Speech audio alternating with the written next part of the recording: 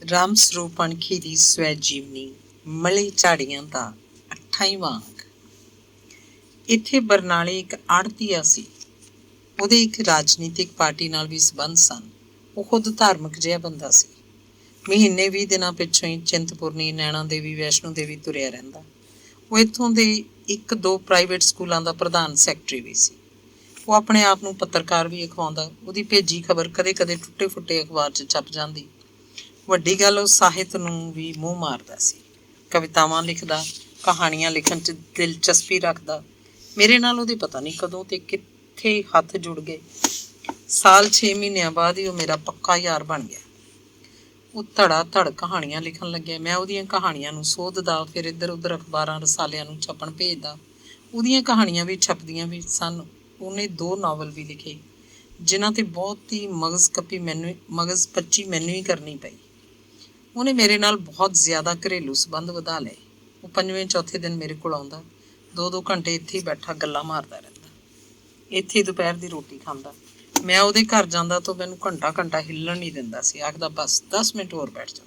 ਰੋਟੀ ਖਾਧੇ ਬਗੈਰ ਆਉਣ ਨਹੀਂ ਦਿੰਦਾ ਸੀ। ਰੋਟੀਆਂ ਪਕਵਾਉਂਦਾ, ਮੱਕੀ ਦੀਆਂ ਅੱਡ, ਕਣਕ ਦੀਆਂ ਅੱਡ, ਬੇਸਣੀਆਂ ਅੱਡ। ਇੱਕ ਤਾਂ ਲਓ, ਉਹਦੀ ਰੋਟੀ ਖਾ ਕੇ ਮੈਂ ਆਫਰ ਜਾਂਦਾ। ਫਿਰ ਚਾਹ ਨਾਲ ਬਦਾਮ, ਕਾਜੂ, ਦਾਖਾਂ, ਪਿਸਤਾ ਬਾਹਰ ਕਿਧਰੇ ਜਾਂਦਾ ਤਾਂ ਮੇਰੇ ਲਈ ਗਿਫਟ ਲੈ ਕੇ ਆਉਂਦਾ। ਇੱਕ ਵਾਰ ਉਹ ਵਧੀਆ ਕਿਸਮ ਦੀ ਮਿਕਸੀ ਦੇ ਕੇ ਗਿਆ। ਇਹ ਮਿਕਸੀ ਹੁਣ ਤੱਕ ਸਾਡੀ ਰਸੋਈ 'ਚ ਕਾਇਮ ਦਾ ਹੈ। ਇੰਨਾ ਗੂੜਾ ਸੰਬੰਧ ਹੋ ਗਿਆ ਕਿ ਉਹਦੀਆਂ 5 ਭੈਣਾਂ, 5 ਭਣੋਈਏ ਤੇ ਹੋਰ ਕਿੰਨੇ ਸਾਰੇ ਰਿਸ਼ਤੇਦਾਰ ਮੈਨੂੰ ਜਾਣਦੇ ਸਨ। ਸਾਡੀਆਂ ਸਾਰੀਆਂ ਰਿਸ਼ਤੇਦਾਰੀਆਂ ਉਹਨਾਂ ਨੂੰ ਜਾਣਨ ਲੱਗ ਗਈਆਂ। ਉਹ 2-4 ਵਾਰ ਧੌਲੇ ਵੀ ਸਾਡੇ ਘਰ ਗਿਆ ਸੀ। 1.5 ਲੱਖ ਜਿਹੜਾ ਮੈਂ ਇੰਗਲੈਂਡ ਤੋਂ ਲੈ ਕੇ ਆਇਆ ਸੀ, ਉਹਦੇ 'ਚੋਂ 50,000 ਤਾਂ ਘਰ ਕਬੀਲਦਾਰੀ ਦੀਆਂ ਖੱਡਾਂ 'ਚ ਵੜ ਗਿਆ। 1 ਲੱਖ ਮੈਂ ਆਪਣੇ ਉਸ ਆੜ੍ਹਤੀਏ ਦੋਸਤ ਨੂੰ ਫੜਾ ਦਿੱਤਾ। ਮੈਂ ਜਦੋਂ ਰਿਟਾਇਰ ਹੋਇਆ ਸੀ, ਮੈਨੂੰ ਆਪਣੀ ਗ੍ਰੈਚੁਇਟੀ 'ਤੇ ਕਮਿਊਟੇਸ਼ਨ ਦਾ 1 ਲੱਖ ਰੁਪਇਆ ਮਿਲਿਆ ਸੀ। ਪ੍ਰੋਵੀਡੈਂਟ ਫੰਡ ਦੇ ਪੈਸੇ ਵੀ ਮਿਲੇ ਸਨ। ਇਹਨਾਂ 'ਚੋਂ 50,000 ਦੇ ਮੈਂ 2 ਇੰਦਰਾ ਵਿਕਾਸ ਪੱਤਰ ਡਾਕਖਾਨਿਓਂ ਖਰੀਦ ਲਏ ਤੇ ਹੁਣ 95 'ਚ 5 ਸਾਲਾਂ ਬਾਅਦ 1 ਲੱਖ ਦਾ 2 ਲੱਖ ਬਣ ਗਿਆ ਸੀ। 1 ਲੱਖ ਹੋਰ ਵੀ ਮੈਂ ਉਸ ਆਪਣੇ ਆੜ੍ਹਤੀਏ ਮਿੱਤਰ ਨੂੰ ਦੇ ਦਿੱਤਾ। ਹੁਣ ਉਹਦੇ ਕੋਲ ਮੇਰਾ 2 ਲੱਖ ਸੀ। ਉਹ ਮੈਨੂੰ 2% ਦੀ ਵਿਆਜ ਦੇ ਹਿਸਾਬ ਨਾਲ ਤੀਜੇ ਮਹੀਨੇ 12,000 ਰੁਪਇਆ ਦੇ ਦਿੰਦਾ। ਕਹਾਣੀ ਪੰਜਾਬ ਦਾ ਹਰ ਤੀਜੇ ਮਹੀਨੇ ਇੰਨਾ ਕੋਈ ਪ੍ਰੈਸ ਬਿੱਲ ਬਣਦਾ। ਮੈਂ ਸੁਰਖਰੂ ਹੋ ਗਿਆ। ਕਿਸੇ ਤੋਂ ਚੰਦਾ ਲੈਣ ਦੀ ਲੋੜ ਨਹੀਂ ਰਹਿ ਗਈ ਸੀ। ਨਾ ਜੀਵਨ ਮੈਂਬਰ ਬਣਾਉਣੇ ਸਨ ਤੇ ਇਸ਼ਤਿਹਾਰ ਲੈਣ ਲਈ 2-2 ਗੇੜੇ ਲਾਉਣ ਤੇ 10-10 ਫੋਨ ਕਰਨ ਦੀ ਢੂਈ ਨਹੀਂ ਮਾਰਨੀ ਸੀ। ਕ੍ਰਾਂਤੀਪਾਲ ਦੇ ਪਿੰਡ ਵਾਲੀ ਜਿਹੜੀ ਜ਼ਮੀਨ ਵੇਚੀ ਸੀ, ਆਪਣੇ ਪਿਓ ਦਾਦੇ ਦੀ ਜਾਇਦਾਦ, ਉਹਨੇ 2-3 ਪਲਾਟ ਖਰੀਦ ਲਏ। 1 ਲੱਖ ਰੁਪਇਆ ਬਾਕੀ ਬਚਦਾ ਮੇਰੇ ਉਸ ਆੜ੍ਹਤੀਏ ਮਿੱਤਰ ਨੂੰ ਫੜਾ ਦਿੱਤਾ। ਉਹ ਕ੍ਰਾਂਤੀਪਾਲ ਨੂੰ ਹਰ ਮਹੀਨੇ ਵਿਆਜ ਦਾ 2,000 ਰੁਪਇਆ ਦਿੰਦਾ, ਜੋ ਉਹਦੇ ਲਈ ਬਹੁਤ ਸੀ। ਉਹਨਾਂ ਦਿਨਾਂ 'ਚ ਉਹ ਬੇਰੁਜ਼ਗਾਰ ਜਿਹਾ ਸੀ। ਸਥਾਨਕ ਕਾਲਜ ਵਾਲੇ ਵੱਧ ਪੈਸਿਆਂ 'ਤੇ ਦਸਖਤ ਕਰਵਾ ਕੇ ਦਿੰਦੇ, ਅੱਧ ਵੀ ਨਹੀਂ ਸੀ। ਇਹ ਸਿਲਸਿਲਾ 2.5-3 ਸਾਲ ਚੱਲਦਾ ਰਿਹਾ ਤੇ ਵਧੀਆ ਸੀ। ਅਸੀਂ ਸੋਚਿਆ, ਜਦੋਂ ਕਦੇ ਕੁੜੀ ਦਾ ਵਿਆਹ ਕਰਾਂਗੇ, ਇਹ 3 ਲੱਖ ਰੁਪਏ ਉਹ ਤੋਂ ਇਕੱਠਾ ਮੁੜਵਾ ਲਵਾਂਗੇ ਤੇ ਕੁੜੀ ਦਾ ਵਿਆਹ ਵਧੀਆ ਹੋ ਜਾਏਗਾ। ਉਹਨਾਂ ਦਿਨਾਂ 'ਚ ਹੀ ਬਰਨਾਲੇ ਦੇ 4 ਬਾਣੀਏ ਦਿਵਾਲਾ ਕੱਢ ਕੇ ਸ਼ਹਿਰ ਛੱਡ ਗਏ। ਇਹ ਖਬਰ ਅਖਬਾਰ 'ਚ ਵੀ ਆ ਗਈ। ਲੋਕਾਂ ਦੇ ਕਰੋੜਾਂ ਰੁਪਏ ਡੁੱਬ ਗਏ। ਸ਼ਹਿਰ 'ਚ ਹਾਹਾਕਾਰ ਮਚ ਗਈ। ਲੋਕ ਆਪਣਾ ਵਾਧੂ ਪੈਸਾ ਆੜ੍ਹਤੀਆਂ ਨੂੰ ਦੇਣ ਦੀ ਥਾਂ ਡਾਕਖਾਨੇ ਜਾਂ ਬੈਂਕਾਂ 'ਚ ਜਮ੍ਹਾਂ ਕਰਾਉਣ ਲੱਗੇ। ਆੜ੍ਹਤੀਆਂ ਦਾ ਕਾਰੋਬਾਰ ਠੱਪ ਹੋਣ ਲੱਗ ਪਿਆ। ਉਹਨਾਂ ਦਾ ਸਰਕਲ ਬੰਦ ਹੋ ਗਿਆ। ਨਵੇਂ ਵਿਆਜੂ ਫੜੇ ਪੈਸਿਆਂ ਨਾਲੋਂ ਪਹਿਲਿਆਂ ਦਾ ਵਿਆਜ ਮੋੜਦੇ ਰਹਿੰਦੇ। ਕੋਈ ਇੱਕ ਅੱਧ ਬੰਦਾ ਸਾਰੀ ਰਕਮ ਵਾਪਸ ਲੈਣੀ ਚਾਹੁੰਦਾ, ਉਹ ਢਾਹ ਭੰਨ ਕਰਕੇ ਪੂਰੀ ਰਕਮ ਵੀ ਮੋੜ ਦਿੰਦੇ। ਇੰਝ ਉਹਨਾਂ ਦੀ ਪੜਤ ਬਣੀ ਹੋਈ ਸੀ, ਪਰਦਾ ਬਣਿਆ ਸੀ। ਮੇਰਾ ਉਹ ਆੜ੍ਹਤੀਆ ਮਿੱਤਰ ਵੀ ਇਸ ਨਵੇਂ ਸੰਕਟ 'ਚ ਬੁਰੀ ਤਰ੍ਹਾਂ ਪ੍ਰਵੇਸ਼ ਕਰ ਚੁੱਕਿਆ ਸੀ। ਮੈਨੂੰ ਜੋ ਤੀਜੇ ਮਹੀਨੇ 12,000 ਦਿੰਦਾ ਸੀ, ਇੱਕ ਵਾਰ ਉਹਨੇ ਇਹ ਦਿੱਤਾ ਹੀ ਨਾ। ਕ੍ਰਾਂਤੀਪਾਲ ਨੂੰ ਹਰ ਮਹੀਨੇ ਦਿੱਤਾ ਜਾਂਦਾ ਵਿਆਜ ਵੀ ਨਹੀਂ ਮਿਲਿਆ। ਉਹ ਖਾਸਾ ਔਖਾ ਹੋਇਆ ਪਿਆ ਸੀ। ਉਹਨਾਂ ਦਿਨਾਂ 'ਚ ਹੀ ਸ਼ੋਭਾ ਪੌੜੀਆਂ 'ਚ ਡਿੱਗ ਪਈ। ਮੈਂ ਘਰ ਨਹੀਂ ਸੀ। ਕ੍ਰਾਂਤੀਪਾਲ ਤੇ ਮੇਰੀ ਨੂੰਹ ਵੀਨੂੰ, ਜਸਵਿੰਦਰ ਨੇ ਉਹਨੂੰ ਸਾਂਭਿਆ। ਸ਼ੋਭਾ ਦੇ ਸਿਰ 'ਚ 7 ਟਾਂਕੇ ਲੱਗੇ। ਡਾਕਟਰ ਕਹਿ ਰਹੇ ਸੀ ਕਿ ਇਹ ਜੇ 2 ਘੰਟਿਆਂ ਦੇ ਅੰਦਰ ਸੁਰਤ 'ਚ ਆ ਗਈ ਤਾਂ ਠੀਕ ਹੈ, ਨਹੀਂ ਤਾਂ ਲੁਧਿਆਣੇ ਲਿਜਾਣਾ ਪਏਗਾ। ਲੁਧਿਆਣੇ ਜਾਣ ਲਈ ਘੱਟੋ ਘੱਟ 20,000 ਰੁਪਇਆ ਜੇਬ 'ਚ ਹੋਣਾ ਚਾਹੀਦਾ ਸੀ। ਕ੍ਰਾਂਤੀਪਾਲ ਆੜ੍ਹਤੀਏ ਕੋਲ ਗਿਆ। ਅੰਕਲ, ਡੈਡੀ ਘਰ ਨਹੀਂ। ਮੰਮੀ ਨੂੰ ਜੇ ਲੁਧਿਆਣੇ ਲਿਜਾਣਾ ਪੈ ਗਿਆ, 20,000 ਰੁਪਇਆ ਚਾਹੀਦਾ। ਤੁਸੀਂ ਡੈਡੀ ਦੇ ਹਿਸਾਬ 'ਚੋਂ ਮੈਨੂੰ 20,000 ਦੇ ਦਿਓ। ਪਰ ਉਹ ਸੁਣਦਾ ਹੀ ਨਹੀਂ ਸੀ। ਉਹਦਾ ਮੁੰਡਾ ਆਥਣੇ ਜੇ ਸਿਰਫ 2,000 ਘਰ ਦੇ ਕੇ ਗਿਆ। ਸ਼ੁਕਰ ਸੀ ਸ਼ੋਭਾ ਸੁਰਤ 'ਚ ਸੀ। ਮੈਂ ਆਇਆ ਤਾਂ ਲੜਿਆ ਉਹਦੇ ਨਾਲ। ਯਾਰ, ਮੇਰਾ ਤਾਂ ਘਰ ਪੱਟਿਆ ਜਾਣਾ ਸੀ ਜੇ ਸ਼ੋਭਾ ਨੂੰ ਕੁਝ ਹੋ ਜਾਂਦਾ। ਤੂੰ ਮੁੰਡੇ ਨੂੰ ਪੈਸੇ ਕਿਉਂ ਨਾ ਦਿੱਤੇ? ਨਾਲੇ ਅਸੀਂ ਤਾਂ ਆਪਦੇ ਪੈਸੇ ਮੰਗਦੇ ਸੀ। ਉਹ ਬਹਾਨੇ ਬਣਾਉਂਦਾ ਰਿਹਾ। ਉਹ ਘਰ ਨਹੀਂ ਮਿਲਦਾ ਸੀ। ਆੜਤ ਦੀ ਦੁਕਾਨ ਕਦੋਂ ਦੀ ਬੰਦ ਸੀ। ਉਹਦੇ ਘਰ 3 ਟੈਲੀਫੋਨ ਸਨ, ਤਿੰਨੇ ਬੰਦ। ਪਤਾ ਨਹੀਂ ਰਾਤ ਨੂੰ ਕਿਹੜੇ ਵੇਲੇ ਘਰ ਆਉਂਦਾ ਹੋਏਗਾ। ਤੜਕੇ ਪਤਾ ਨਹੀਂ ਕਿੰਨਾ ਕੁ ਸਦਿਆ ਘਰੋਂ ਨਿਕਲ ਜਾਂਦਾ। ਉਹ ਮਿਲਦਾ ਹੀ ਨਹੀਂ ਸੀ। ਸਿਆਲਾਂ ਦੇ ਦਿਨ ਸੀ। ਇੱਕ ਦਿਨ ਮੈਂ ਸਵੇਰੇ 4 ਵਜੇ ਜਾ ਕੇ ਉਹਦੀ ਬੈਲ ਵਜਾਤੀ। ਉਹ ਘਰ ਹੀ ਸੀ। ਮੈਂ ਕਿਹਾ, ਦੇਖ ਭਾਈ, ਨਾ ਤਾਂ ਮੈਂ ਕਹਾਣੀ ਪੰਜਾਬ ਬੰਦ ਹੋਣ ਦੇਣਾ, ਨਾ ਹੀ ਆਪਣੀ ਘਰ ਵਾਲੀ ਨੂੰ ਮਾਰ ਦੇਣਾ। ਮੈਨੂੰ ਪੈਸਿਆਂ ਦੀ ਸਖਤ ਜ਼ਰੂਰਤ ਹੈ। ਤੂੰ ਮੈਨੂੰ 1 ਲੱਖ ਦੇ ਦੇ, ਮੇਰਾ ਕੰਮ ਚੱਲ ਜਾਏਗਾ। ਬਾਕੀ ਦਾ ਲੱਖ ਦੇਖੀ ਜਾਊ ਕਦੇ। ਕ੍ਰਾਂਤੀ ਦਾ ਫੇਰ ਦੇ ਦੀ।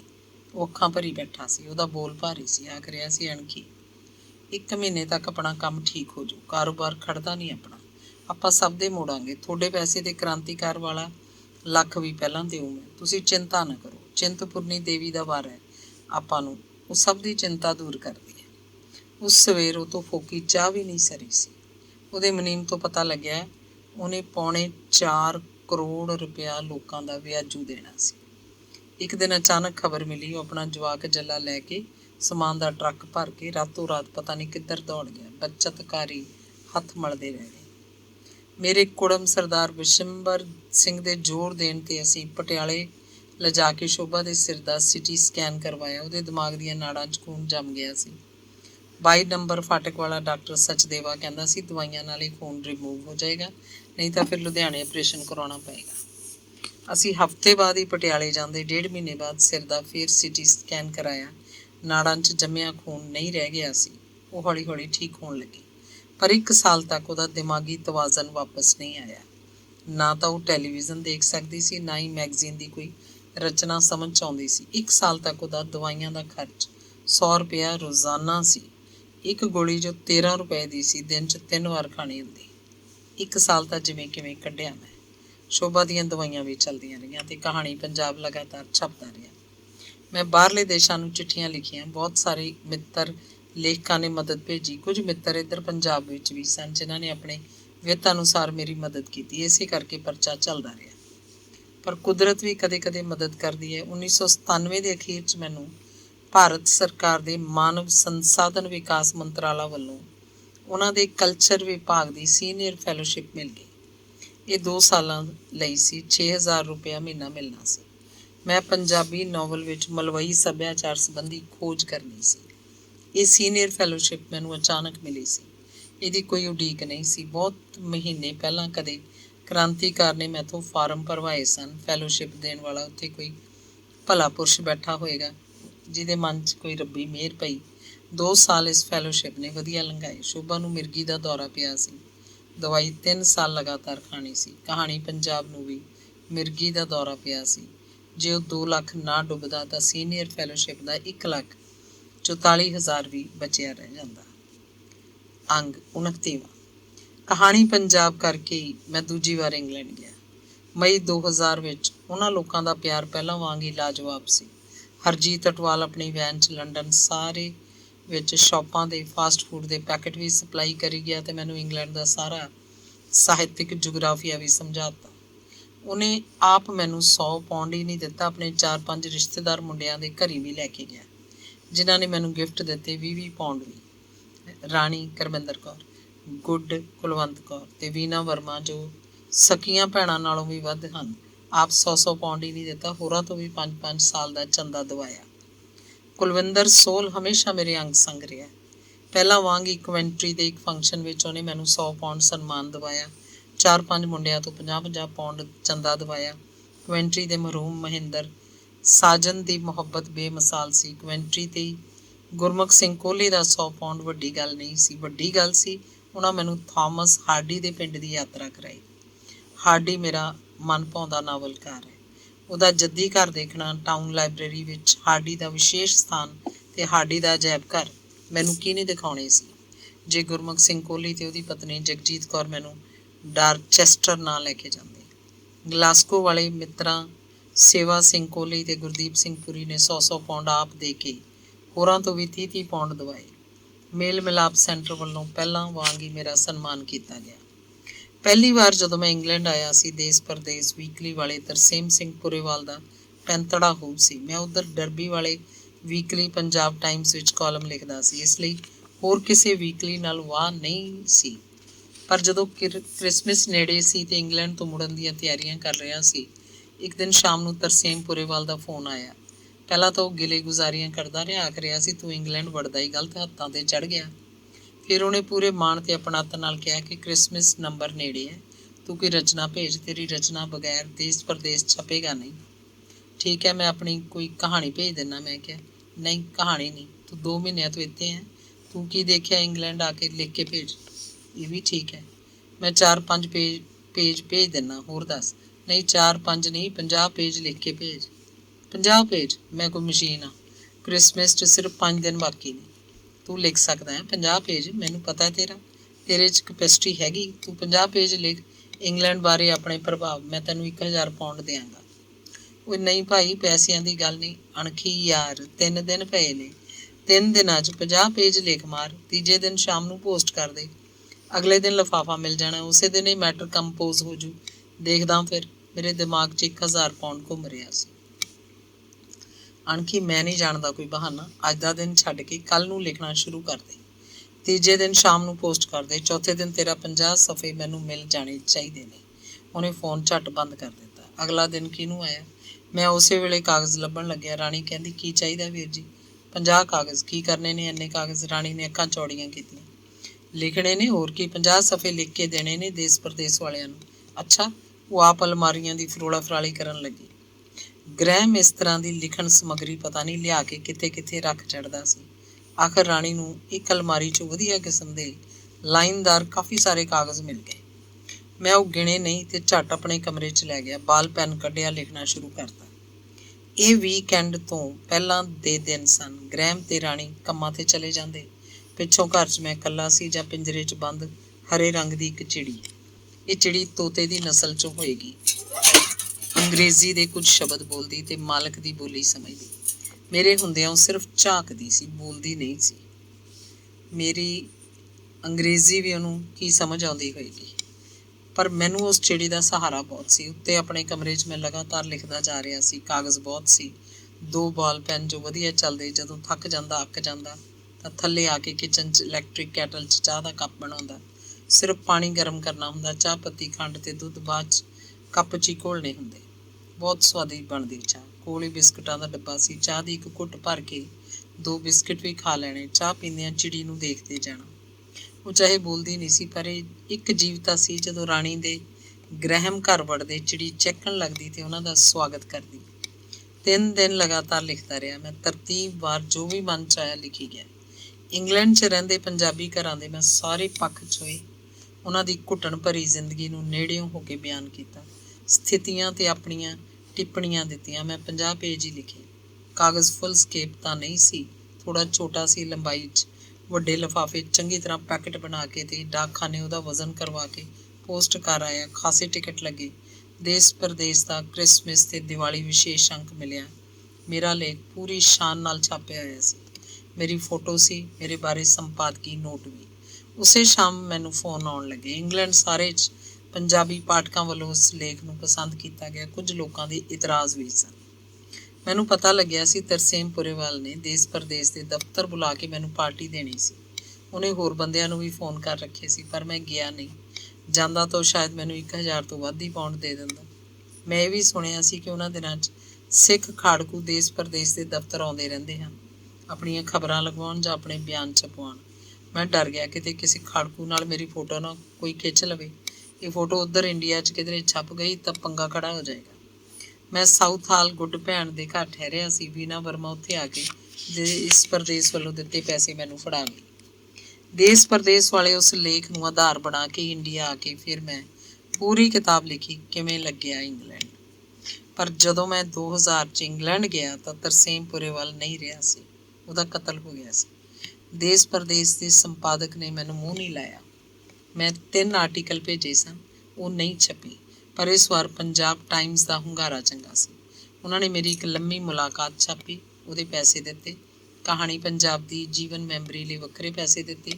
ਮੇਰਾ ਨਾਵਲ ਜੋ ਮੈਂ ਇੰਡੀਆ ਜਾ ਕੇ ਭੇਜਣਾ ਸੀ, ਉਹਦੇ ਲਈ 200 ਪਾਉਂਡ ਐਡਵਾਂਸ ਹੀ ਦੇ ਦਿੱਤਾ। ਇਸ ਵਾਰ ਵੀ ਮੈਂ ਪੂਰੇ 2 ਮਹੀਨੇ ਉੱਥੇ ਰਿਹਾ।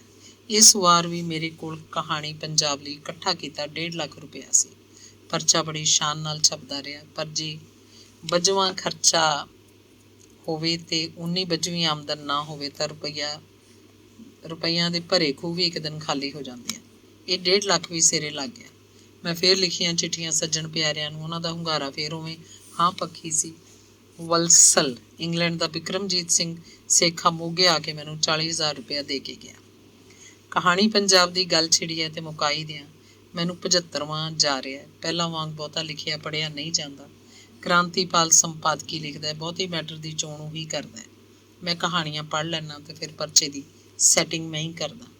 ਆਖਰੀ ਪ੍ਰੂਫ ਮੈਂ ਹੀ ਪੜ੍ਹਦਾ, ਜੋ ਬੜਾ ਅਣਖਿੱਝ ਕੰਮ ਹੈ। ਪ੍ਰੂਫ ਪੜ੍ਹਦਿਆਂ ਦਿਸ ਨੂੰ ਹਟ ਜਾਂਦਾ। ਜਨਤਕ ਪ੍ਰੈਸ ਦਾ ਬਿੱਲ ਉਤਾਰਨ ਲਈ ਸਾਰੀ ਨੱਠ ਭੱਜ ਮੈਂ ਕਰਦਾ। ਇਸ ਉਮਰ 'ਚ ਹੁਣ ਥਾਂ ਥਾਂ ਜਾ ਕੇ 200 ਰੁਪਇਆ ਇਕੱਠਾ ਨਹੀਂ ਹੁੰਦਾ। ਪਰਚੇ ਦਾ ਘੱਟੋ ਘੱਟ ਚੰਦਾ 20 ਅੰਕਾਂ ਲਈ 5 ਸਾਲ ਦਾ 400 ਰੁਪਇਆ ਕਰ ਦਿੱਤਾ। ਇਹ ਵੀ ਆਪਣੇ ਆਪ ਕੋਈ ਭੇਜ ਦੇਵੇ ਤਾਂ ਠੀਕ, ਆਪ ਕਿਧਰੇ ਨਹੀਂ ਜਾਇਆ ਜਾਂਦਾ। ਹੁਣ ਜੀਵਨ ਮੈਂਬਰ ਬਣਾਉਣ ਦੀ ਮੁਹਿੰਮ ਵੀ ਕੋਈ ਨਹੀਂ। ਇਸ ਵੇਲੇ ਪਰਚੇ ਦੇ 450 ਜੀਵਨ ਮੈਂਬਰ ਹਨ। ਇਹ ਤੋਂ ਵੱਧ ਹੁਣ ਕੀ ਬਣਨਗੇ? ਕੋਈ ਜੀਵਨ ਮੈਂਬਰ ਕਦੇ ਬਣਦਾ ਹੈ। ਇੱਕ ਗੱਲ ਬਹੁਤ ਹੰਝੂਆਂ ਭਿੱਜੀ ਕਰਦਾ, ਜਦੋਂ ਮੈਂ ਅਗਲੇ ਅੰਕ ਲਈ ਐਡਰੈਸਾਂ ਦੀਆਂ ਛਪੀਆਂ ਚਿੱਟਾਂ ਕੱਟਣ ਲੱਗਦਾ ਤਾਂ ਲਗਭਗ ਇੱਕ ਜੀਵਨ ਮੈਂਬਰ ਇਸ ਸੰਸਾਰ ਨੂੰ ਛੱਡ ਚੁੱਕਿਆ ਹੁੰਦਾ।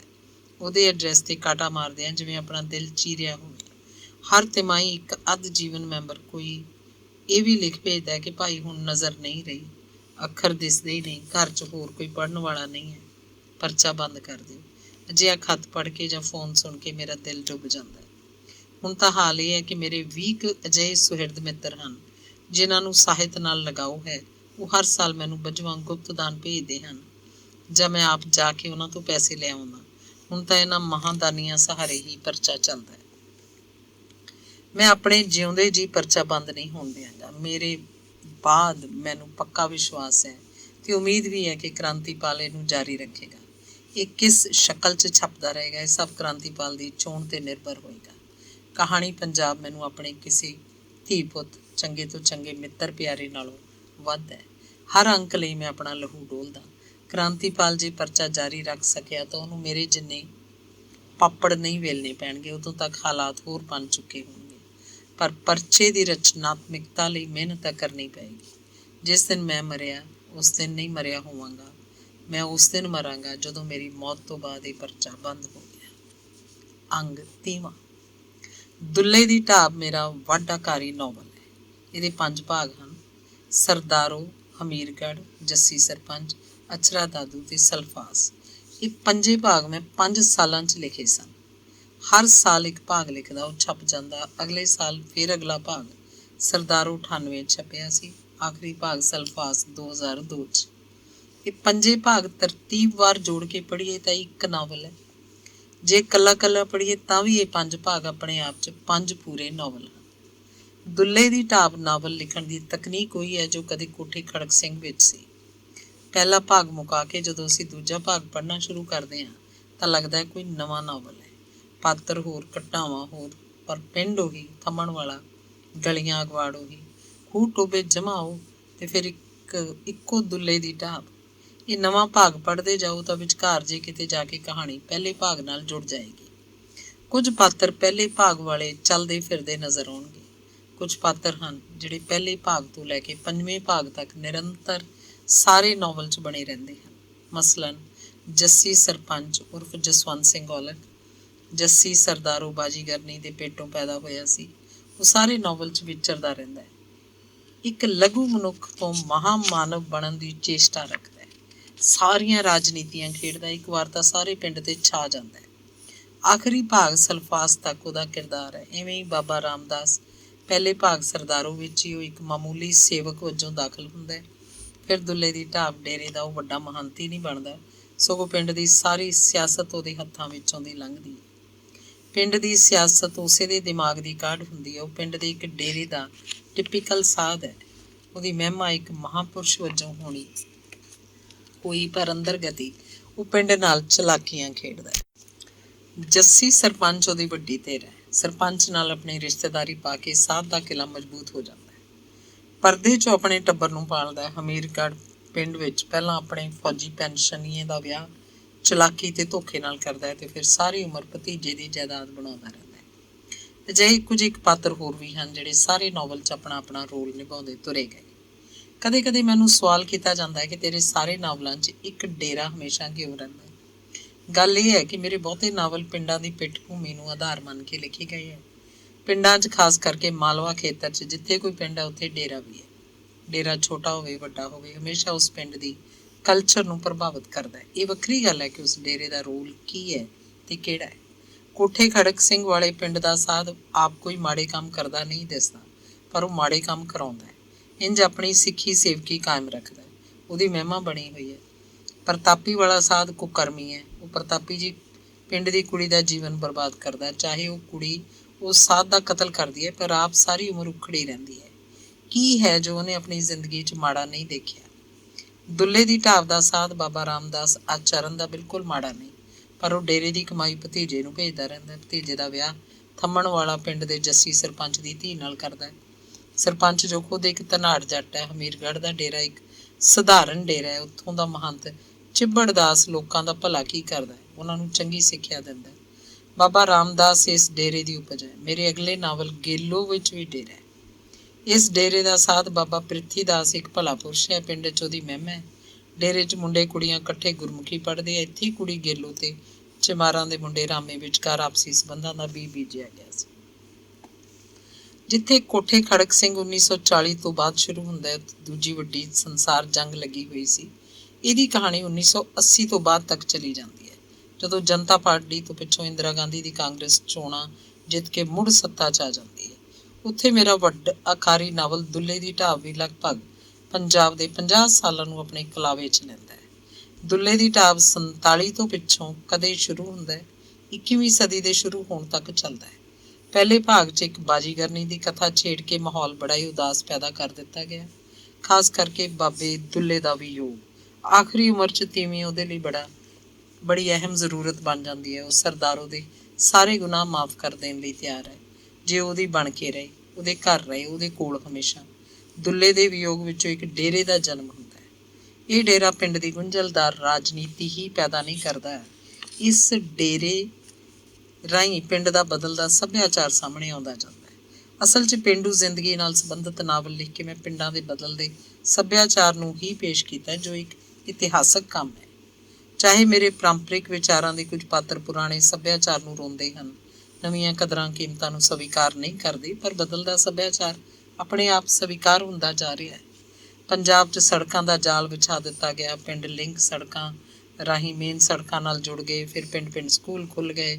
ਨਵੀਂ ਜਾਗਰਤ ਆਉਣ ਲੱਗੀ। ਸ਼ਹਿਰ ਸੜਕਾਂ ਦੇ ਪੈਰ ਲਾ ਕੇ ਪਿੰਡਾਂ 'ਚ ਆ ਵੜਿਆ। ਪਿੰਡਾਂ 'ਚ ਬਿਜਲੀ ਮੀਡੀਆ ਆ ਗਿਆ। ਪਿੰਡਾਂ 'ਚ ਉਹ ਸਾਰੀਆਂ ਸਹੂਲਤਾਂ ਮਿਲਣ ਲੱਗੀਆਂ ਜੋ ਕਦੇ ਸ਼ਹਿਰਾਂ 'ਚ ਸਨ। ਖੇਤੀ ਦੇ ਖਰਚ ਵੱਧ ਗਏ, ਜਦੋਂ ਕਿ ਪੈਦਾਵਾਰ ਉਨੀ ਨਹੀਂ ਸੀ ਕਿਸੇ ਔਸਤ ਕਿਸਾਨ ਪਰਿਵਾਰ ਦੀਆਂ ਜ਼ਰੂਰਤਾਂ ਨੂੰ ਪੂਰਾ ਕਰ ਸਕੇ। ਆਪਣੇ ਜੀਵਨ ਪੱਧਰ ਸਾਵਾਂ ਰੱਖਣ ਲਈ ਜੱਟ ਕਿਸਾਨ ਕਰਜ਼ਾ ਲੈਣ ਲੱਗੇ। ਪਹਿਲਾਂ ਤਾਂ ਪਿੰਡ ਦਾ ਸ਼ਾਹੂਕਾਰ ਸੋਚ ਸਮਝ ਕੇ ਵਿਆਜੂ ਰੁਪਈਆ ਦਿੰਦਾ ਸੀ, ਕਿਸੇ ਨੂੰ ਪਤਾ ਤੱਕ ਵੀ ਨਹੀਂ ਲੱਗਦਾ ਸੀ, ਪਰ ਬੈਂਕਾਂ ਦੇ ਕਰਜ਼ਿਆਂ ਦੇ ਖਾਤੇ ਹੀ ਖੋਲ੍ਹ ਦਿੱਤੇ। ਪਟਵਾਰੀ ਨੂੰ ਪੈਸੇ ਦੇ ਕੇ ਉਹਨਾਂ ਹੀ ਨੰਬਰਾਂ 'ਤੇ ਚਾਹੇ ਦੂਜੇ ਕਿਸੇ ਬੈਂਕ 'ਤੇ ਹੋਰ ਕਰਜ਼ਾ ਲੈ ਲਵੇ। ਕਰਜ਼ੇ ਦੀ ਕੜਿੱਕੀ 'ਚ ਫਸਿਆ ਤੇ ਮਾਨਸਿਕ ਤੌਰ 'ਤੇ ਅਤ ਦੁਖੀ ਕਿਸਾਨ ਖੁਦਕੁਸ਼ੀ ਦੇ ਰਾਹ ਪੈ ਗਿਆ। ਦੁੱਲੇ ਦੀ ਢਾਬ 'ਚ ਜਿੱਥੇ ਪਿੰਡ ਦੀ ਬਦਲਦੀ ਕਲਚਰ ਨੂੰ ਪੇਸ਼ ਕੀਤਾ ਗਿਆ, ਉੱਥੇ ਕਿਸਾਨੀ ਜੀਵਨ ਨੂੰ ਖੁਦਕੁਸ਼ੀ ਦੀ ਹੱਦ ਤੱਕ ਤਬਾਹ ਹੁੰਦੇ ਦਿਖਾਇਆ ਗਿਆ।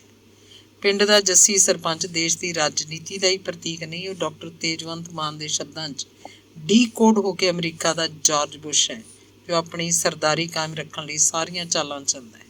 ਜੱਸੀ ਸਰਪੰਚ ਕਿਸੇ ਵੀ ਰਾਜਨੀਤਿਕ ਪਾਰਟੀ ਦੇ ਹਲਕਾ ਵਿਧਾਇਕ ਦਾ ਮੁੱਖ ਆਧਾਰ ਹੈ। ਕਿਸੇ ਨੇ ਮੈਨੂੰ ਪੁੱਛਿਆ ਸੀ, ਜਦੋਂ ਦੁੱਲੇ ਦੀ ਢਾਬ 'ਚ ਸਭ ਕੁਝ ਆ ਗਿਆ ਸੀ, ਫਿਰ ਜ਼ਮੀਨਾਂ ਵਾਲੇ ਲਿਖਣ ਦੀ ਕੀ ਲੋੜ ਸੀ, ਤੇ ਫਿਰ ਗੇਲੋ ਲਿਖਣ ਦੀ ਕੀ ਲੋੜ ਪੈ ਗਈ। ਮੇਰਾ ਜਵਾਬ ਇਹ ਹੈ ਕਿ ਮੈਂ ਆਪਣੇ ਨਾਵਲਾਂ 'ਚ ਪਿੰਡ ਦੀ ਬਦਲਦੀ ਕਲਚਰ ਨੂੰ ਪੇਸ਼ ਕਰਦਾ। ਪਿੰਡਾਂ ਨਾਲ ਸੰਬੰਧਿਤ ਪੰਜਾਬ ਦੀ ਰਾਜਨੀਤੀ ਦਾ ਸਰੂਪ ਬਦਲਦਾ ਜਾ ਰਿਹਾ ਹੈ। ਸਮੁੱਚੇ ਜੀਵਨ ਮੁੱਲ 5-7 ਸਾਲਾਂ ਬਾਅਦ ਹੀ ਹੋਰ ਦੇ ਹੋਰ ਹੋ ਜਾਂਦੇ ਹਨ। ਅਸਲ 'ਚ ਕੋਠੇ ਖੜਕ ਸਿੰਘ ਤੋਂ ਲੈ ਕੇ ਪ੍ਰਤਾਪੀ ਤੇ ਫਿਰ ਦੁੱਲੇ ਦੀ ਢਾਬ 'ਚ ਦੇ ਗੁਜ਼ਰਦਾ ਪੰਜਾਬੀ ਪੇਂਡੂ ਜੀਵਨ ਕਿੱਥੋਂ ਕਿੱਥੇ ਜਾ ਪਹੁੰਚਿਆ। ਕੀ ਕਦੀ ਸੋਚਿਆ ਸੀ ਕਿ ਜੱਟ ਕਦੇ ਕਰਜ਼ੇ ਦੀ ਤਿੱਖੀ ਮਾਰ ਤੋਂ ਤੰਗ ਆ ਕੇ ਕਣਕ ਦੇ ਢੋਲ 'ਚ ਪਾਉਣ ਵਾਲੀਆਂ ਸਲਫਾਸ ਦੀਆਂ ਗੋਲੀਆਂ ਖਾ ਕੇ ਮਰ ਜਾਇਆ ਕਰਨਗੇ। ਜੱਟ ਕਿਸਾਨਾਂ ਦੇ ਕਦੇ ਖਾਬੋ ਖਿਆਲ 'ਚ ਨਹੀਂ ਹੋਏਗਾ ਕਿ ਜਿਨ੍ਹਾਂ ਲੋਕਾਂ ਨੂੰ ਉਹ ਨਿੱਕੀ ਸੁੱਕੀ ਜਾਤ ਸਮਝਦਾ ਹੁੰਦਾ ਸੀ, ਉਹ ਪਿੰਡ ਹੀ ਛੱਡ ਜਾਣਗੇ ਤੇ ਸ਼ਹਿਰ ਜਾ ਕੇ ਕੋਠੀਆਂ ਪਾ ਲੈਣਗੇ। ਉਹਨਾਂ ਕੋਲ ਕਾਰਾਂ ਹੋਣਗੀਆਂ, ਉਹ ਪੈਸਿਆਂ 'ਚ ਖੇਡਦੇ ਹੋਣਗੇ ਤੇ ਜੱਟ ਕਿਸਾਨ ਭੁੱਖ ਨੰਗ ਨਾਲ ਘੁਲਦਾ ਹੋਏਗਾ। ਇਹਨਾਂ ਸਾਰੀਆਂ ਗੱਲਾਂ ਨੂੰ ਮੈਂ ਜ਼ਮੀਨਾਂ ਵਾਲੇ 'ਚ ਡਿਸਕਸ ਕੀਤਾ। ਗੇਲੋ 'ਚ ਟੁੱਟਦੀ ਕਿਸਾਨੀ ਦਾ ਬੜਾ ਵਿਕਰਾਲ ਰੂਪ ਪੇਸ਼ ਹੋਇਆ। ਤੀਵੀਂ ਦੇ ਜਵਾਕ ਹਨ, ਘਰ ਕਬੀਲਦਾਰੀ ਤੋਰਨੀ ਹੈ, ਜ਼ਮੀਨ ਰਹੀ ਨਹੀਂ, ਪਤੀ ਦੇਵਤਾ ਨਸ਼ਿਆਂ ਪੱਤਿਆਂ 'ਚ ਗਲਤਾਨ ਹੈ, ਤੀਵੀਂ ਦਾ ਮੂੰਹ ਸ਼ਹਿਰ ਵੱਲ ਹੋ ਜਾਂਦਾ ਹੈ, ਅੱਡਿਆਂ ਦੀ ਕਮਾਈ ਨਾਲੋਂ ਆਪਣਾ ਘਰ ਤੋਰਦੀ ਹੈ। ਕੋਠੇ ਖੜਕ ਸਿੰਘ ਤੇ ਗੇਲੋ ਤੱਕ ਇਹ ਇੱਕ ਨਿਰੰਤਰ ਗੱਥ ਹੈ ਕਿਸਾਨੀ ਜੀਵਨ ਦੀ, ਜੱਟ ਕਿਸਾਨਾਂ ਦੀ ਹੋਣੀ ਅਣਹੋਣੀ ਦੀ। ਮੈਂ ਕਈ ਵਾਰ ਚਾਹਿਆ ਕਿ ਪਿੰਡਾਂ ਬਾਰੇ ਨਾਵਲ ਲਿਖਣੇ ਹੁਣ ਛੱਡ ਦਿਆਂ, ਕੋਈ ਨਵੀਂ ਗੱਲ ਕਰਾਂ, ਕੋਈ ਨਵੀਂ ਸਮੱਸਿਆ ਦਾ ਨਾਵਲ ਲਿਖਾਂ, ਪਰ ਕੀ ਕਰਾਂ। ਪਹਿਲੇ ਨਾਵਲ ਲਿਖੇ ਨੂੰ ਜਦੋਂ 2 ਸਾਲ ਹੋ ਜਾਂਦੇ ਆ ਤਾਂ ਪਿੰਡਾਂ ਦੀ ਕੋਈ ਨਵੀਂ ਸਮੱਸਿਆ ਸਾਹਮਣੇ ਆ ਖੜੀ ਹੁੰਦੀ ਹੈ। ਜਿਵੇਂ ਹੁਣੇ ਦੇਸ਼ 'ਚ ਖਾਸ ਕਰਕੇ ਪੰਜਾਬ 'ਚ ਆਈਆਂ ਬਹੁ-ਮੰਤਵੀ ਵਿਦੇਸ਼ੀ ਕੰਪਨੀਆਂ ਜੱਟਾਂ ਦੀ ਜ਼ਮੀਨ ਜ਼ਬਰਦਸਤੀ ਹੜੱਪੀ ਜਾ ਰਹੀਆਂ ਹਨ। ਕੀ ਇਹ ਜੱਟ ਕਿਸਾਨਾਂ 'ਤੇ ਇੱਕ ਨਵਾਂ ਹਮਲਾ ਨਹੀਂ? ਕੀ ਇਹ ਗੱਲਾਂ ਪੰਜਾਬੀ ਗਲਪ ਦਾ ਹਿੱਸਾ ਨਹੀਂ ਬਣਦੀਆਂ? ਮੈਂ ਦੇਖਦਾ, ਮੈਂ ਲਿਖਾਂਗਾ ਇਸ ਮਸਲੇ ਬਾਰੇ ਵੀ। ਅੰਗ 31। ਹਰ ਕੰਮ 'ਚ ਮੇਰਾ ਕੋਈ ਨਾ ਕੋਈ ਗੁਰੂ ਹੈ। ਪਿਛਲੀ ਉਮਰ 'ਚ ਲਿਖਣ ਦੇ ਮਾਮਲੇ 'ਚ ਮੇਰਾ ਗੁਰੂ ਸੀ ਡਾਕਟਰ ਦੀਵਾਨ ਸਿੰਘ। ਉਹ ਕਿਸੇ ਸਮੇਂ ਗੁਰੂ ਨਾਨਕ ਦੇਵ ਯੂਨੀਵਰਸਿਟੀ ਅੰਮ੍ਰਿਤਸਰ ਦੇ ਪੰਜਾਬੀ ਵਿਭਾਗ ਦਾ ਮੁਖੀ ਸੀ। ਮੈਨੂੰ ਇਸ ਕਰਕੇ ਵੀ ਯਾਦ ਰਹਿੰਦਾ ਹੈ, ਉਹਨੇ ਪਹਿਲੀ ਵਾਰ ਮੇਰੇ ਇੱਕ ਕਹਾਣੀ ਸੰਗ੍ਰਹਿ MA ਦੇ ਕੋਰਸ ਵਿੱਚ ਲਾ ਕੇ ਮੈਨੂੰ ਯੂਨੀਵਰਸਿਟੀ ਪੱਧਰ ਦੀ ਪੜ੍ਹਾਈ 'ਚ ਪੇਸ਼ ਕੀਤਾ। ਪਿੱਛੋਂ ਤਾਂ ਮੇਰੇ ਨਾਵਲ, ਮੇਰੀਆਂ ਹੋਰ ਕਿਤਾਬਾਂ ਹੋਰ ਕਈ ਯੂਨੀਵਰਸਿਟੀਆਂ 'ਚ ਪੜ੍ਹਾਈਆਂ ਜਾਂਦੀਆਂ ਰਹੀਆਂ ਹਨ, ਪਰ ਪਹਿਲ ਡਾਕਟਰ ਦੀਵਾਨ ਸਿੰਘ ਨੇ ਕੀਤੀ। ਦੂਜੀ ਗੱਲ, ਡਾਕਟਰ ਦੀਵਾਨ ਸਿੰਘ ਦੀ ਇਹ ਯਾਦ ਰੱਖਦਾ ਕਿ ਉਹਨੇ ਮੈਨੂੰ ਪਿਛਲੀ ਉਮਰ 'ਚ ਲਿਖਣ ਦਾ ਗੁਰ ਦੱਸਿਆ ਸੀ। ਜਦੋਂ ਲੇਖਕ ਬੁੜਾ ਹੋ ਜਾਂਦਾ, ਬਹੁਤਾ ਲਿਖ ਨਹੀਂ ਸਕਦਾ, ਲਿਖਦਾ ਲਿਖਦਾ ਥੱਕ ਜਾਂਦਾ ਹੈ। ਇੱਕ ਵਾਰ ਮੈਂ ਡਾਕਟਰ ਬਿਕਰਮ ਸਿੰਘ ਘੁੰਮਣ ਉਹਦੇ ਘਰ ਉਹਨੂੰ ਮਿਲਣ ਗਏ, ਜਦੋਂ ਉਹ ਕਦੋਂ ਦਾ ਰਿਟਾਇਰ ਹੋ ਕੇ 70 ਸਾਲ ਦੇ ਨੇੜੇ ਸੀ। ਮੈਂ ਵੀ ਉਦੋਂ ਰਿਟਾਇਰ ਹੋ ਚੁੱਕਿਆ ਸੀ ਤੇ ਉਮਰ 62-63 ਦੀ ਮਸਾਂ ਹੋਏਗੀ। ਉਦੋਂ ਮੈਂ ਲਿਖਦਾ ਲਿਖਦਾ ਥੱਕਦਾ ਨਹੀਂ ਸੀ। ਡਾਕਟਰ ਦੀਵਾਨ ਸਿੰਘ ਨੇ ਦੱਸਿਆ, ਪਿਛਲੀ ਉਮਰ 'ਚ ਜਦੋਂ ਲੇਖਕ ਥੱਕਣ ਲੱਗ ਪਵੇ ਤਾਂ ਉਹਨੂੰ ਵਕਫਿਆਂ 'ਚ ਲਿਖਣਾ ਚਾਹੀਦਾ। ਲਿਖਣ ਦੀ ਕਾਹਲ ਬਿਲਕੁਲ ਨਹੀਂ ਕਰਨੀ ਚਾਹੀਦੀ, ਬਸ ਲੱਗੇ ਰਹੋ।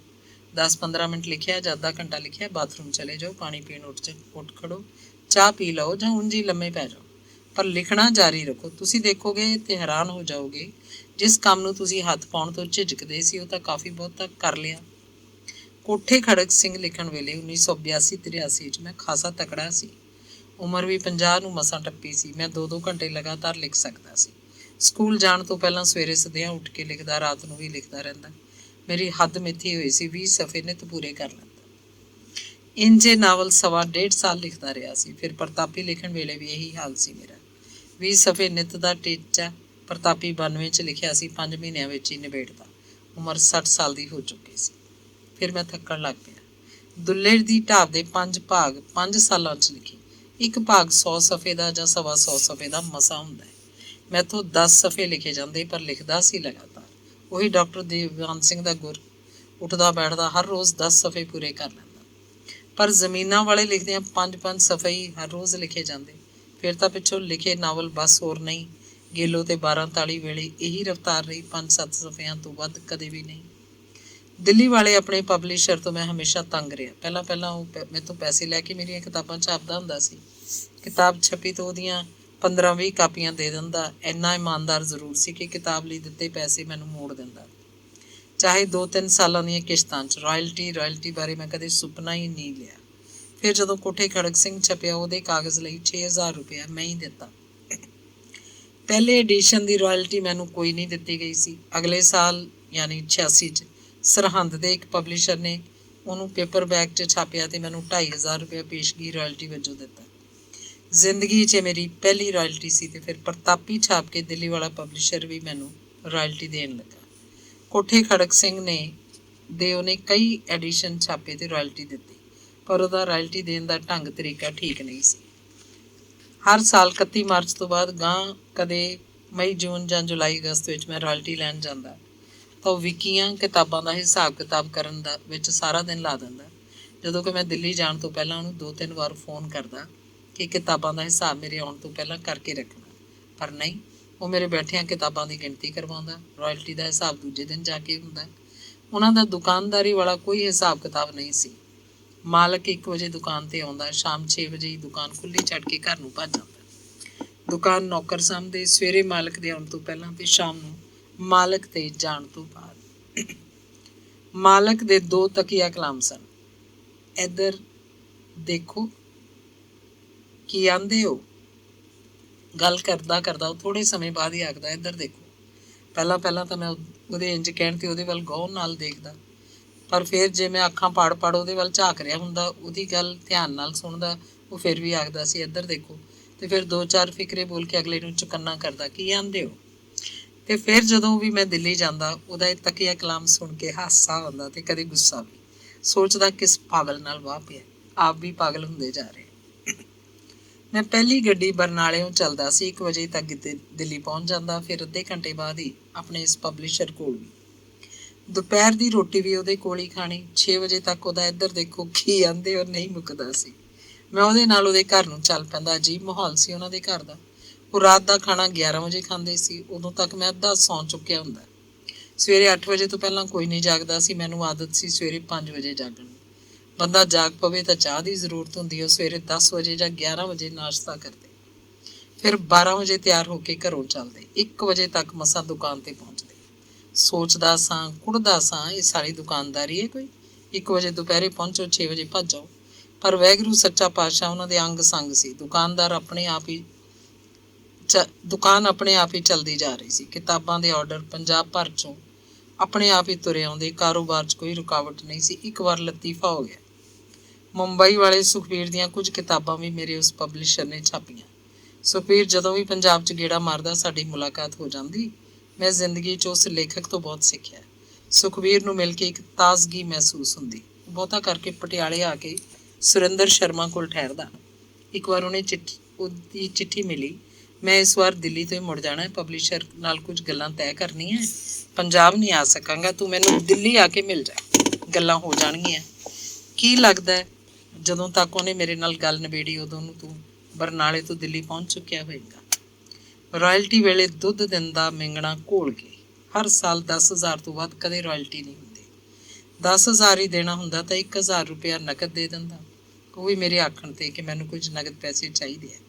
ਮੈਂ ਘਰ ਵਾਲੀ ਤੇ ਬੱਚਿਆਂ ਲਈ ਕੁਝ ਚੀਜ਼ਾਂ ਲੈ ਕੇ ਜਾਣੀਆਂ। ਲੱਗਦਾ ਜਿਵੇਂ ਮੈਂ ਕੋਈ ਮੰਗਤਾ ਹੋਵਾਂ, ਉਹ ਕੋਈ ਵੱਡਾ ਦਾਨੀ ਪੁਰਸ਼ ਪੈਸੇ ਦੇ ਕੇ ਮੇਰੇ ਤੇ ਅਹਿਸਾਨ ਜਿਹਾ ਕਰਦਾ। ਫਿਰ 2,000 ਦਾ ਚੈੱਕ ਉਸੇ ਦਿਨ ਦੀ ਤਰੀਕ ਪਾ ਕੇ ਦੇ ਦੇਣਾ। 2,000 ਦਾ ਚੈੱਕ ਅਗਲੇ ਮਹੀਨੇ ਦੀ ਕੋਈ ਪਿਛਲੀ ਤਰੀਕ 'ਚ, 2,000 ਦਾ ਚੈੱਕ 2 ਮਹੀਨੇ ਬਾਅਦ ਦੀ ਕੋਈ ਤਰੀਕ, ਆਖਰੀ ਚੈੱਕ 3,000 ਰੁਪਇਆ ਦਾ 3-4 ਮਹੀਨੇ ਪਿੱਛੋਂ ਦੀ ਤਰੀਕ ਪਾ ਕੇ। ਇਹ ਆਖਰੀ ਚੈੱਕ ਮਾਰਚ-ਅਪ੍ਰੈਲ ਦੀ ਕੋਈ ਤਰੀਕ ਹੁੰਦੀ, ਜਦਕਿ ਅਗਲੇ ਸਾਲ ਦੀ ਰਾਇਲਟੀ ਲੈਣੀ ਬਣਦੀ ਹੁੰਦੀ। ਇਹਨਾਂ ਚੈੱਕਾਂ 'ਚ ਕਦੇ-ਕਦੇ ਕੋਈ ਚੈੱਕ ਬੋਗਸ ਵੀ ਹੋ ਜਾਂਦਾ। ਮੈਂ ਝੁੰਝਲਾ ਕੇ ਫੋਨ ਕਰਦਾ, ਜਵਾਬ ਮਿਲਦਾ, ਕੋਈ ਗੱਲ ਨਹੀਂ, ਹੁਣ ਤੁਸੀਂ ਦਿੱਲੀ ਆਓਗੇ, ਨਗਦ ਲੈ ਲਿਆ ਜੀ। ਰਾਇਲਟੀ ਲੈਣ ਦਾ ਇਹ ਕੋਈ ਸਵਾਦ ਨਹੀਂ ਸੀ। ਪੈਸਾ ਖਿੰਡ ਜਾਂਦਾ, ਕਿਸੇ ਅਰਥ ਨਾ ਲੱਗਦਾ, ਬਸ ਇਹੀ ਖੱਸੀ ਜਿਹਾ ਅਹਿਸਾਸ ਕਿ ਰਾਇਲਟੀ ਮਿਲਦੀ ਹੈ। ਦੁੱਲੇ ਦੀ ਢਾਬ ਵੇਲੇ ਮੈਂ ਗੱਲ ਕੀਤੀ ਕਿ ਮੈਂ ਇਹਦੇ 5 ਭਾਗ ਲਿਖਾਂਗਾ ਤੇ 50,000 ਰੁਪਇਆ ਲਵਾਂਗਾ। ਹਰ ਭਾਗ ਘੱਟੋ ਘੱਟ 100 ਸਫ਼ੇ ਤੋਂ ਵੱਧ ਹੋਏਗਾ। ਤੈਅ ਹੋਇਆ ਕਿ ਉਹ ਮੈਨੂੰ ਹਰ ਭਾਗ ਦਾ ਖਰੜਾ ਦੇਣ ਵੇਲੇ 5,000 ਰੁਪਏ ਦਾ ਚੈੱਕ ਦੇਏਗਾ। 5ਵਾਂ ਭਾਗ ਛਪਣ ਤੋਂ 6 ਮਹੀਨੇ ਬਾਅਦ 5 ਭਾਗਾਂ ਦਾ ਪੂਰਾ ਨਾਵਲ ਛਾਪਿਆ ਜਾਏਗਾ ਤੇ ਪੂਰੇ ਨਾਵਲ ਲਈ 25,000 ਦਿੱਤਾ ਜਾਏਗਾ। ਪਬਲਿਸ਼ਰ ਨੇ ਦੁੱਲੇ ਦੀ ਢਾਬ ਦੇ 5 ਭਾਗ ਤਾਂ ਪੂਰੇ ਉਤਸ਼ਾਹ ਨਾਲ ਛਾਪੇ, ਪਰ 5ਵਾਂ ਭਾਗ ਛਪਣ ਤੋਂ 6 ਮਹੀਨੇ ਬਾਅਦ ਪੂਰਾ ਨਾਵਲ ਨਹੀਂ ਛਾਪਿਆ। 1 ਸਾਲ ਬਾਅਦ ਵੀ ਪੂਰਾ ਨਾਵਲ ਨਹੀਂ ਛਾਪਿਆ। 1.5 ਸਾਲ, ਫਿਰ 2 ਸਾਲ ਬਾਅਦ ਵੀ ਨਹੀਂ, ਜਦਕਿ 5 ਭਾਗ ਹੁਣ ਤੱਕ ਵੀ ਪੂਰੀ ਸ਼ਾਨ ਨਾਲ ਵਿਕ ਰਹੇ ਸਨ। ਪਤਾ ਨਹੀਂ ਕਿੰਨੀ ਗਿਣਤੀ 'ਚ ਛਪਦੇ ਸਨ ਤੇ ਕਿੰਨੇ ਐਡੀਸ਼ਨ ਛਪੇ, ਪਰ ਵਿਕ ਰਹੇ ਸਨ। ਪਹਿਲਾ ਭਾਗ ਸਰਦਾਰੋ 7 ਸਾਲਾਂ ਬਾਅਦ ਵੀ ਵਿਕ ਰਿਹਾ ਸੀ। ਮੈਂ ਨਿਰਾਸ਼ ਸੀ ਤੇ ਉਦਾਸ ਵੀ ਕਿ ਦੁੱਲੇ ਦੀ ਢਾਬ ਇੱਕੋ ਜਿਲਦ ਵਿੱਚ ਛਪਦਾ ਕਿਉਂ ਨਹੀਂ। ਇਸ ਸਾਰੀ ਰਚਨਾ ਦਾ ਪਾਠਕਾਂ ਤੇ ਆਲੋਚਕਾਂ ਵਿੱਚ ਤਾਂ ਹੀ ਮੁੱਲ ਪੈਣਾ ਸੀ ਜੇ ਇੱਕੋ ਜਿਲਦ ਵਿੱਚ ਮਿਲਦਾ ਹੋਵੇ ਤੇ ਇੱਕੋ ਵਾਰ ਪੜ੍ਹਿਆ ਜਾਂਦਾ ਹੋਵੇ। ਮੇਰਾ ਵਿਕਾਸ ਰੁਕ ਗਿਆ। ਮੈਂ ਪੂਰਾ ਨਾਵਲ ਛਪਿਆ ਦੇਖਣ ਨੂੰ ਉਡੀਕਦਾ ਰਹਿੰਦਾ। ਉਡੀਕਦਾ ਨਹੀਂ, ਤਰਸਦਾ ਰਹਿੰਦਾ। ਅਗਲਾ ਕੋਈ ਨਾਵਲ ਲਿਖਣ ਨੂੰ ਜੀ ਨਹੀਂ ਸੀ ਕਰਦਾ। ਕਦੇ-ਕਦੇ ਤਾਂ ਮਨ ਇੰਨਾ ਉਦਾਸ ਹੋ ਜਾਂਦਾ ਤੇ ਪਰੇਸ਼ਾਨ ਹੋ ਜਾਂਦਾ ਕਿ ਮੈਂ ਫੈਸਲਾ ਕਰਦਾ, ਛੱਡੋ ਇਹ ਕੁੱਤਾ ਕੰਮ, ਕੀ ਪਿਆ ਨਾਵਲਾਂ 'ਚ, ਐਵੇਂ ਮੱਥਾ ਮਾਰੀਦਾ। ਮੋਹਾਲੀ ਰਹਿੰਦੇ ਮੇਰੇ ਮਿੱਤਰ ਪ੍ਰੋਫੈਸਰ ਕੁਲਵੰਤ ਸਿੰਘ ਨੇ ਚੰਡੀਗੜ੍ਹ ਦੇ ਪਬਲਿਸ਼ਰ ਨਾਲ ਗੱਲ ਛੇੜੀ, ਤੁਸੀਂ ਅਣਖੀ ਦਾ ਨਾਵਲ ਦੁੱਲੇ ਦੀ ਢਾਬ ਇੱਕ ਜਿਲਦ 'ਚ ਛਾਪ ਦਿਓ। ਉਹ ਝੱਟ ਮੰਨ ਗਏ। ਮੈਨੂੰ ਉਡੀਕਣ ਲੱਗੇ, ਆਓ ਗੱਲ ਕਰੋ ਸਾਡੇ ਨਾਲ। ਇੱਕ ਦਿਨ ਮੈਂ ਤੇ ਕੁਲਵੰਤ ਗਏ। ਪਬਲਿਸ਼ਰ ਨੇ 10 ਮਿੰਟਾਂ 'ਚ ਗੱਲ ਨਿਬੇੜ ਦਿੱਤੀ। 20,000 ਰੁਪਏ ਦਾ ਪੇਸ਼ਗੀ ਚੈੱਕ ਵੀ ਦੇ ਦਿੱਤਾ। 15% ਦੀ ਰਾਇਲਟੀ ਦੇਣ ਦਾ ਇਕਰਾਰ ਕੀਤਾ। ਦਿੱਲੀ ਵਾਲਾ 10% ਹੀ ਦਿੰਦਾ ਹੁੰਦਾ ਸੀ। ਫਿਰ ਕਮਾਲ ਇਹ ਕਿ ਦੁੱਲੇ ਦੀ ਢਾਬ ਪੂਰਾ ਨਾਵਲ ਕੰਪੋਜ਼ ਕਰਕੇ 18-20 ਦਿਨਾਂ ਬਾਅਦ ਹੀ ਮੈਨੂੰ ਫਾਈਨਲ ਪ੍ਰੂਫ ਭੇਜ ਦਿੱਤੇ। ਛਪ ਗਿਆ ਨਾਵਲ। ਮੇਰਾ ਕਾਲਜਾ ਗਿੱਠ ਚੌੜਾ ਹੋ ਗਿਆ। ਖਬਰਾਂ ਮਿਲਣ ਲੱਗੀਆਂ, ਪੰਜਾਬ ਬੁੱਕ ਸਟਾਲ ਦੇ ਨਾਵਲ ਧੜਾ ਧੜ ਵਿਕ ਰਿਹਾ। 8 ਮਹੀਨਿਆਂ 'ਚ 1500 ਕਾਪੀ ਵਿਕੀ। ਇਹ ਪਬਲਿਸ਼ਰ ਦੀ ਸਟੇਟਮੈਂਟ ਸੀ। ਦੁੱਲੇ ਦੀ ਢਾਬ 2003 'ਚ ਛਪਿਆ ਸੀ। ਅਗਲੇ ਸਾਲ ਹੀ ਮੈਂ ਉਹਨਾਂ ਨੂੰ ਜ਼ਮੀਨਾਂ ਵਾਲੇ ਨਵਾਂ ਨਾਵਲ ਲਿਖ ਕੇ ਦਿੱਤਾ। 2005 'ਚ ਬਸ ਹੋਰ ਨਹੀਂ ਛਪਿਆ। 2006 'ਚ ਗੇਲੋ 7 ਵਿੱਚ 12 ਤਾਲੀ ਛਪਿਆ। ਚੰਡੀਗੜ੍ਹ ਵਾਲੇ ਇਸ ਪਬਲਿਸ਼ਰ ਨੂੰ ਹਰ ਸਾਲ ਨਵਾਂ ਨਾਵਲ ਲਿਖ ਕੇ ਦਿੰਦਾ। ਪੰਜਾਬੀ ਪ੍ਰਕਾਸ਼ਨ ਦੇ ਇਤਿਹਾਸ 'ਚ ਇਸ ਮੇਰੇ ਪਬਲਿਸ਼ਰ ਨੇ ਇੱਕ ਇਨਕਲਾਬੀ ਮਾਰਕਾ ਮਾਰਿਆ। ਇਹ ਕਦੇ ਵੀ ਨਹੀਂ ਸੁਣਿਆ ਸੀ ਕਿ ਪੰਜਾਬੀ ਦਾ ਕੋਈ ਪਬਲਿਸ਼ਰ ਰਾਇਲਟੀ ਐਡਵਾਂਸ ਦਿੰਦਾ ਹੋਵੇ। ਜਦੋਂ ਵੀ ਮੈਂ ਨਾਵਲ ਦਾ ਖਰੜਾ ਲੈ ਕੇ ਜਾਂਦਾ, ਪਬਲਿਸ਼ਰ ਸੱਜੇ ਹੱਥ ਨਾਲ ਖਰੜੇ ਦੀ ਫਾਈਲ ਫੜਦਾ, ਖੱਬੇ ਹੱਥ ਨਾਲ ਐਡਵਾਂਸ ਰਾਇਲਟੀ ਦਾ ਚੈੱਕ ਫੜਾ ਦਿੰਦਾ। ਚੈੱਕ ਮੈਂ ਜੇਬ 'ਚ ਪਾਉਂਦਾ, ਚਾਹ ਦੀ ਪਿਆਲੀ ਪੀਂਦਾ, ਵਾਪਸ ਆ ਜਾਂਦਾ। ਖਰੜਾ ਦੇਣ ਤੇ ਚੈੱਕ ਲੈਣ ਦਾ ਕੰਮ ਤਾਂ 5 ਮਿੰਟਾਂ 'ਚ ਮੁੱਕ ਗਿਆ ਹੁੰਦਾ। ਚੈੱਕ ਉਹਦਾ ਪਹਿਲਾਂ ਹੀ ਕੱਟ ਕੇ ਰੱਖਿਆ ਪਿਆ ਹੁੰਦਾ। ਮੇਰਾ ਇਹ ਪਬਲਿਸ਼ਰ ਲੋੜ ਵੇਲੇ ਉਂਝ ਵੀ ਜਿੰਨੇ ਪੈਸੇ ਮੰਗਾਂ ਦਿੰਦਾ ਰਹਿੰਦਾ। ਮੈਂ ਅਜਿਹਾ ਵਰਤਾਰਾ ਜ਼ਿੰਦਗੀ ਭਰ ਪਹਿਲਾਂ ਕਦੇ ਨਹੀਂ ਦੇਖਿਆ ਸੁਣਿਆ। ਹਰ ਸਾਲ ਨਵਾਂ ਨਾਵਲ ਲਿਖਣ ਦਾ ਮੇਰਾ ਤਹਈਆ ਕੀਤਾ ਹੋਇਆ। ਹੁਣ ਮੈਂ ਨਾਵਲ ਲਿਖਣ ਦਾ ਕੰਮ 2-3 ਮਹੀਨਿਆਂ ਵਿੱਚ ਹੀ ਨਿਬੇੜ ਲੈਂਦਾ। ਦਿਨ ਰਾਤ ਲਿਖਣ ਨਾਲ ਹੀ ਇਹ ਨੇਪਰੇ ਚੜ੍ਹਦਾ। ਗਰਮੀ ਹੋਵੇ ਸਰਦੀ ਹੋਵੇ, ਸਵੇਰੇ 4 ਵਜੇ ਉੱਠ ਕੇ ਲਿਖਣ ਲੱਗਦਾ। 7 ਵਜੇ ਤੱਕ ਲਿਖਦਾ। ਫਿਰ ਨਹਾਉਣ ਧੋਣ ਦਾ ਕੰਮ ਤੇ ਨਾਸ਼ਤਾ ਕਰਕੇ ਅਖਬਾਰ ਪੜ੍ਹ ਕੇ ਦੁਬਾਰਾ ਲਿਖਣ ਲੱਗਦਾ। ਦੁਪਹਿਰ ਦੀ ਰੋਟੀ ਖਾ ਕੇ 2-3 ਘੰਟੇ ਸੌਣਾ ਮੇਰੇ ਲਈ ਲਾਜ਼ਮੀ ਹੈ। ਸ਼ਾਮ ਦੀ ਚਾਹ ਪੀ ਕੇ ਫਿਰ ਜੁੱਟ ਜਾਂਦਾ। ਰਾਤ 9-10 ਵਜੇ ਤੱਕ ਲਿਖਦਾ ਰਹਿਣਾ, ਪਰ ਲਿਖਦਾ ਉਵੇਂ ਹੀ ਆ ਜਿਵੇਂ ਕਦੇ ਡਾਕਟਰ ਦੀਵਾਨ ਸਿੰਘ ਨੇ ਦੱਸਿਆ ਸੀ। ਇੱਕ ਦਿਨ 'ਚ ਮੈਂ 7-8 ਸਫ਼ੇ ਲਿਖ ਲਵਾਂ ਤਾਂ ਇਹ ਬਹੁਤ ਹੈ। ਹੁਣ ਬਹੁਤਾ ਲਿਖਿਆ ਜਾਂਦਾ ਨਹੀਂ, ਨਾ ਹੀ ਸਾਰਾ ਸਾਲ ਲਿਖਿਆ ਜਾਂਦਾ ਹੈ। ਡਿੱਗਦਾ ਪੈਂਦਾ ਇੱਕ ਸਾਲ ਵਿੱਚ ਇੱਕ ਨਾਵਲ ਲਿਖਣਾ। ਸੁਣਦੇ ਸਾਂ ਇੰਗਲੈਂਡ ਜਿਹੇ ਬਾਹਰਲੇ ਦੇਸ਼ਾਂ 'ਚ ਪਬਲਿਸ਼ਰ ਆਪਣੇ ਲੇਖਕ ਨੂੰ ਐਡਵਾਂਸ ਰਾਇਲਟੀ ਦੇ ਕੇ ਸਮੁੰਦਰ ਕਿਨਾਰੇ ਫਲੈਟ ਲੈ ਦਿੰਦਾ। ਆਖਦਾ ਇਹ ਤੇਰੀ ਥਾਂ ਹੈ, ਉਦੋਂ ਉੱਠਣਾ ਜਦੋਂ ਨਾਵਲ ਮੁਕੰਮਲ ਹੋ ਜਾਏ। ਉਸ ਲੇਖਕ ਦਾ ਨਾਵਲ ਛਪ ਰਿਹਾ ਹੋਵੇ ਤਾਂ ਗਾਹਕਾਂ ਦੀ ਐਡਵਾਂਸ ਬੁਕਿੰਗ ਹੋਣ ਲੱਗਦੀ ਹੈ। ਜਿਸ ਦਿਨ ਨਾਵਲ ਰਿਲੀਜ਼ ਹੁੰਦਾ, ਗਾਹਕਾਂ ਦੀਆਂ ਲਾਈਨਾਂ ਲੱਗ ਜਾਂਦੀਆਂ। ਪਹਿਲੇ ਦਿਨ ਵਿੱਚ ਹੀ ਹਜ਼ਾਰਾਂ ਜਾਂ ਕਦੇ-ਕਦੇ ਲੱਖਾਂ ਦੀ ਗਿਣਤੀ 'ਚ ਨਾਵਲ ਵਿਕਦਾ ਹੈ। ਲੇਖਕ ਨੂੰ ਉਸ ਦਿਨ ਪਾਰਟੀ ਦਿੱਤੀ ਜਾਂਦੀ ਹੈ ਤੇ ਹੋਰ ਰਾਇਲਟੀ ਵੀ। ਕੀ ਕਦੀ ਅਜਿਹਾ ਪੰਜਾਬੀ ਵਿੱਚ ਵੀ ਸੰਭਵ ਹੋ ਸਕੇਗਾ? ਕਿਉਂ ਨਹੀਂ? ਜੇ ਚੰਡੀਗੜ੍ਹ ਵਾਲਾ ਮੇਰਾ ਪਬਲਿਸ਼ਰ ਮੈਨੂੰ ਨਾਵਲ ਦੀ ਐਡਵਾਂਸ ਰਾਇਲਟੀ ਦਿੰਦਾ ਹੈ ਤਾਂ ਕਦੇ ਇੰਗਲੈਂਡ ਅਮਰੀਕਾ ਵਾਲੀਆਂ ਗੱਲਾਂ ਦੀ ਇੱਥੇ ਪੰਜਾਬ ਵਿੱਚ ਸੰਭਵ ਹੋ ਜਾਣਗੀਆਂ। ਪਰ ਪੰਜਾਬੀ ਵਿੱਚ ਉਸ ਪ੍ਰਤਿਭਾ ਦੇ ਲੇਖਕਾਂ ਦੀ ਲੋੜ ਹੈ ਤੇ ਉਸ ਕਿਸਮ ਦੇ ਪਬਲਿਸ਼ਰਾਂ ਦੀ ਵੀ ਲੋੜ ਹੈ। ਪੰਜਾਬੀ 'ਚ ਪਬਲਿਸ਼ਰ ਹਨ ਕਿੱਥੇ? ਬਹੁਤੇ ਪਬਲਿਸ਼ਰ ਸਿਰਫ ਬੁੱਕ ਸੈਲਰ ਹਨ, ਦੁਕਾਨਦਾਰੀ ਕਰਦੇ ਹਨ, ਆਲੂ ਵੜੀਆਂ ਵੇਚਦੇ ਹਨ। ਮੈਥੋਂ ਹੁਣ ਬਹੁਤਾ ਲਿਖਿਆ ਨਹੀਂ ਜਾਂਦਾ। ਇੱਕ ਸਾਲ 'ਚ ਮਸਾਂ 150-200 ਸਫ਼ੇ ਦਾ ਨਾਵਲ ਰੂਪ ਪਿੱਟ ਕੇ ਲਿਖਦਾ। ਚੰਡੀਗੜ੍ਹ ਵਾਲਾ ਪਬਲਿਸ਼ਰ ਜੇ ਕਿਤੇ 20 ਸਾਲ ਪਹਿਲਾਂ ਮਿਲਿਆ ਹੁੰਦਾ, ਮੈਂ ਤਾਂ ਨਾਵਲ ਲਿਖਣ ਵਾਲੀ ਨੇਰੀ ਲਿਆ ਦੇਣੀ ਸੀ। ਹੁਣ ਤਾਂ ਉਹ ਹਾਲ ਹੈ ਕਿ ਜਦੋਂ ਦੰਦ ਸੀ ਉਦੋਂ ਬਦਾਮ ਨਹੀਂ ਮਿਲਦੇ ਸੀ, ਤੇ ਹੁਣ ਇਸ 75 ਸਾਲ ਦੀ ਉਮਰ 'ਚ ਬਦਾਮ ਮਿਲਣ ਲੱਗੇ ਤਾਂ ਦੰਦ ਨਹੀਂ ਰਹੇ। ਬੱਤੀ ਵਾਂਗ 1988 ਤੱਕ ਮਲੇ ਝਾੜੀਆਂ ਦੇ ਪਹਿਲੇ ਹਿੱਸੇ 'ਚ ਮੈਂ ਆਪਣੀਆਂ ਕੁਝ ਦੁੱਖ ਦੀਆਂ ਰਗਾਂ ਤੇ ਹੱਥ ਰੱਖਿਆ ਸੀ। ਆਪਣੀ ਅਸਾਧਾਰਨ ਧੀ ਚੇਤਨਾ ਬਾਰੇ ਲਿਖਿਆ ਸੀ। ਆਪਣੀ ਪਤਨੀ ਭਾਗਵੰਤੀ ਦੀ ਮਰਨ ਗਾਥਾ ਛੇੜੀ ਸੀ, ਜੋ ਬ੍ਰੇਨ ਟਿਊਮਰ ਦੀ ਨਾਮੁਰਾਦ ਬਿਮਾਰੀ ਨਾਲ ਪੌਣੇ 3 ਸਾਲ ਮੰਜੇ ਨਾਲ ਮੰਜਾ ਹੋ ਕੇ ਨਵੰਬਰ 76 'ਚ ਮੈਨੂੰ ਇਕੱਲਾ ਛੱਡ ਗਈ। ਫਿਰ ਆਪਣੇ ਵੱਡੇ ਪੁੱਤਰ ਸਨੇਹਪਾਲ ਦੀ ਰਾਮ ਕਹਾਣੀ, ਜੋ ਪੜ੍ਹਿਆ ਨਹੀਂ ਸੀ, ਕੰਮ ਵੀ ਕੋਈ ਨਹੀਂ ਕਰਦਾ ਸੀ। ਸ਼ੋਭਾ ਬਾਰੇ ਇੰਨਾ ਖੂਬਸੂਰਤ ਲਿਖਿਆ ਗਿਆ। ਵਿਚਕਾਰ ਗੁਰਚਰਨ ਚਾਹਲ ਭੀਖੀ ਦੇ ਸਾਥ ਦੀਆਂ ਗੱਲਾਂ ਆ ਗਈਆਂ। ਪਾਠਕਾਂ ਨੂੰ ਲੱਗਿਆ ਅਣਖੀ ਮੁੜ ਕੇ ਰੰਗਾਂ 'ਚ ਆ ਗਿਆ। ਮੇਰੇ ਘਰ ਨਾਗਪੁਰ ਦੀ ਮਰਾਠੀ ਕੁੜੀ ਸ਼ੋਭਾ ਦੀ ਪਤਨੀ ਬਣ ਕੇ ਆਉਣ ਦੀ ਵਾਰਤਾ ਮੈਥੋਂ ਮੇਰੇ ਕਈ ਰੂਬਰੂ ਪ੍ਰੋਗਰਾਮਾਂ 'ਚ ਸੁਣੀ ਗਈ ਹੈ, ਜਿਵੇਂ ਇੱਕ ਅਲੋਕਾਰ ਘਟਨਾ ਵਾਪਰੀ ਹੋਵੇ। ਪਹਿਲਾਂ ਤਾਂ ਮੈਂ ਵੀ ਮਸਾਲੇ ਲਾ ਕੇ ਸ਼ੋਭਾ ਦੀਆਂ ਗੱਲਾਂ ਸੁਣਾਉਂਦਾ ਰਿਹਾ। ਫਿਰ ਸਮਾਂ ਪਾ ਕੇ ਜਦੋਂ ਇਹ ਗੱਲ ਪੁਰਾਣੀ ਹੋ ਗਈ ਤਾਂ ਰੂਬਰੂ ਪ੍ਰੋਗਰਾਮ 'ਚ ਇਹ ਗੱਲ ਪੁੱਛਣ ਤੇ ਮੈਂ ਟਾਲ ਜਾਂਦਾ। ਮੇਰਾ ਜਵਾਬ ਹੁੰਦਾ, ਯਾਰ ਇਹ ਸਭ ਮੈਂ ਆਪਣੀ ਸਵੈ ਜੀਵਨੀ ਮਲੇ ਝਾੜੀਆਂ 'ਚ ਲਿਖ ਦਿੱਤਾ, ਉੱਥੋਂ ਪੜ੍ਹ ਲੈਣਾ। ਅਸਲ 'ਚ ਮੈਨੂੰ ਹੁਣ ਆਪਣੀ ਕੋਈ ਵੱਡੀ ਤੋਂ ਵੱਡੀ ਕੋਈ ਖੁਸ਼ੀ ਲੱਗਦੀ ਹੀ ਨਹੀਂ। ਲੱਗਦਾ ਜਿਵੇਂ ਸਾਰੇ ਸੰਸਾਰ 'ਚ ਮੈਂ ਦੁੱਖ ਹੰਢਾਉਣ ਹੀ ਆਇਆ ਸੀ। ਥਾਮਸ ਹਾਰਡੀ ਬਹੁਤ ਯਾਦ ਆਉਂਦਾ ਜਦੋਂ ਲਿਖਦਾ, ਮਨੁੱਖ ਦੀ ਜ਼ਿੰਦਗੀ ਇੱਕ ਦੁਖਾਂਤ ਨਾਟਕ ਹੈ ਜਿਸ 'ਚ ਖੁਸ਼ੀ ਦਾ ਦ੍ਰਿਸ਼ਟਾਂਤ ਕਦੀ-ਕਦੀ ਆਉਂਦਾ। ਭਾਗਵੰਤੀ ਆਪ ਹੀ ਦੁੱਖ ਨਹੀਂ ਭਰਦੀ ਸੀ, ਉਹ ਸਾਨੂੰ ਸਾਰੇ ਟੱਬਰ ਨੂੰ ਦੁੱਖ ਭਰਾਉਂਦੀ। ਮੇਰੇ ਬੱਚੇ ਪੜ੍ਹਾਈ 'ਚ ਪਿਛੜੇ ਹੀ ਨਹੀਂ, ਉਹ ਵੀ ਰੁਲ ਗਏ। ਮੇਰਾ ਆਪਣਾ ਬੁਰਾ ਹਾਲ ਹੋ ਗਿਆ। ਮੇਰੀ ਮਾਂ ਨੂੰ ਸਾਂਭਦੀ ਆਪ ਵੀ ਦਿਮਾਗੀ ਤਵਾਜ਼ਨ ਖੋ ਬੈਠੀ। ਭਾਗਵੰਤੀ ਦੇ ਮਰਨ ਤੋਂ ਕੁਝ ਸਮੇਂ ਬਾਅਦ ਆਪ ਵੀ ਤੁਰ ਗਈ। ਤੇ ਫਿਰ ਜੂਨ 77 ਵਿੱਚ ਜਦੋਂ ਸ਼ੋਭਾ ਮੇਰੇ ਘਰ ਆਈ, ਲੱਗਿਆ ਮੇਰੀ ਰੋਟੀ ਪੱਕਣ ਲੱਗੀ ਹੈ, ਮੈਨੂੰ ਮਾਨਸਿਕ ਸੰਤੁਸ਼ਟੀ ਮਿਲਣ ਲੱਗੀ ਹੈ। ਕ੍ਰਾਂਤੀਪਾਲ ਤੇ ਛੋਟੀ ਕੁੜੀ ਆਰਤੀ ਨੂੰ ਅਸੀਂ ਬਰਨਾਲੇ ਲੈ ਗਏ ਸੀ। ਉਹ ਬਰਨਾਲੇ ਦੇ ਸਕੂਲਾਂ 'ਚ ਪੜ੍ਹਨ ਲੱਗੇ ਸੀ। ਮੈਨੂੰ ਲੱਗਿਆ ਸੀ ਮੇਰੀ ਜ਼ਿੰਦਗੀ ਦੀ ਨਵੀਂ ਸ਼ੁਰੂਆਤ ਹੋ ਚੁੱਕੀ ਹੈ। ਹੁਣ ਮੈਂ ਚੈਨ ਦੀ ਜ਼ਿੰਦਗੀ ਬਸਰ ਕਰ ਸਕਾਂਗਾ। ਪਰ ਕਿੱਥੇ, ਇਹ ਅਹਿਸਾਸ ਕੁਝ ਵਰੇ ਹੀ ਬਣਿਆ ਰਹਿ ਸਕਿਆ। ਨਾ ਤਾਂ ਵੱਡੇ ਮੁੰਡੇ ਸਨੇਹਪਾਲ ਦੀ ਪੜ੍ਹਾਈ ਸਿਰੇ ਲੱਗ ਸਕੀ ਤੇ ਨਾ ਛੋਟੀ ਕੁੜੀ ਆਰਤੀ ਦੀ। ਹੁਣ ਕਾਫੀ ਸਮਾਂ ਗੁਜ਼ਰ ਚੁੱਕਿਆ ਹੈ। ਸਵੈ ਜੀਵਨੀ ਦੇ ਪਹਿਲੇ ਭਾਗ ਛਪਣ ਤੋਂ ਲੈ ਕੇ ਹੁਣ ਤੱਕ 18 ਸਾਲ ਦੌਰਾਨ ਜ਼ਿੰਦਗੀ ਦੇ ਦੁੱਖ ਦੂਣੇ ਚੌਣੇ ਹੋ ਕੇ ਸਿਰ ਚੁੱਕਦੇ ਰਹੇ ਹਨ। ਲੱਗਦਾ ਹੈ ਇਹ ਦੁੱਖ ਪਹਿਲੇ ਦੁੱਖਾਂ ਨਾਲੋਂ ਵੀ ਵੱਡੇ ਹਨ। ਪਤਾ ਨਹੀਂ ਇਸ ਉਮਰ 'ਚ ਦੁੱਖ ਝੱਲਣ ਦੀ ਹੁਣ ਹਿੰਮਤ ਨਹੀਂ ਰਹੀ। ਆਰਤੀ ਤੇ ਸਨੇਹਪਾਲ ਵਿਆਹ ਦਿੱਤੇ ਹਨ, ਉਹਨਾਂ ਦੇ ਪਰਿਵਾਰ ਹਨ। ਨਾ ਤਾਂ ਉਹ ਆਪ ਸੁਖੀ ਹਨ ਤੇ ਨਾ ਮੈਂ ਉਹਨਾਂ ਵੱਲੋਂ ਸੁਖੀ ਹਾਂ। ਨਿੱਤ ਮਾੜੀਆਂ ਖਬਰਾਂ ਹੀ ਮਿਲਦੀਆਂ ਹਨ। ਕੀ ਕਰਾਂ ਮੈਂ? ਧੀਆਂ ਪੁੱਤਾਂ ਦੇ ਦੁੱਖਾਂ ਦਾ ਮੈਂ ਹੁਣ ਇਸ ਉਮਰ 'ਚ ਕੀ ਕਰਾਂ?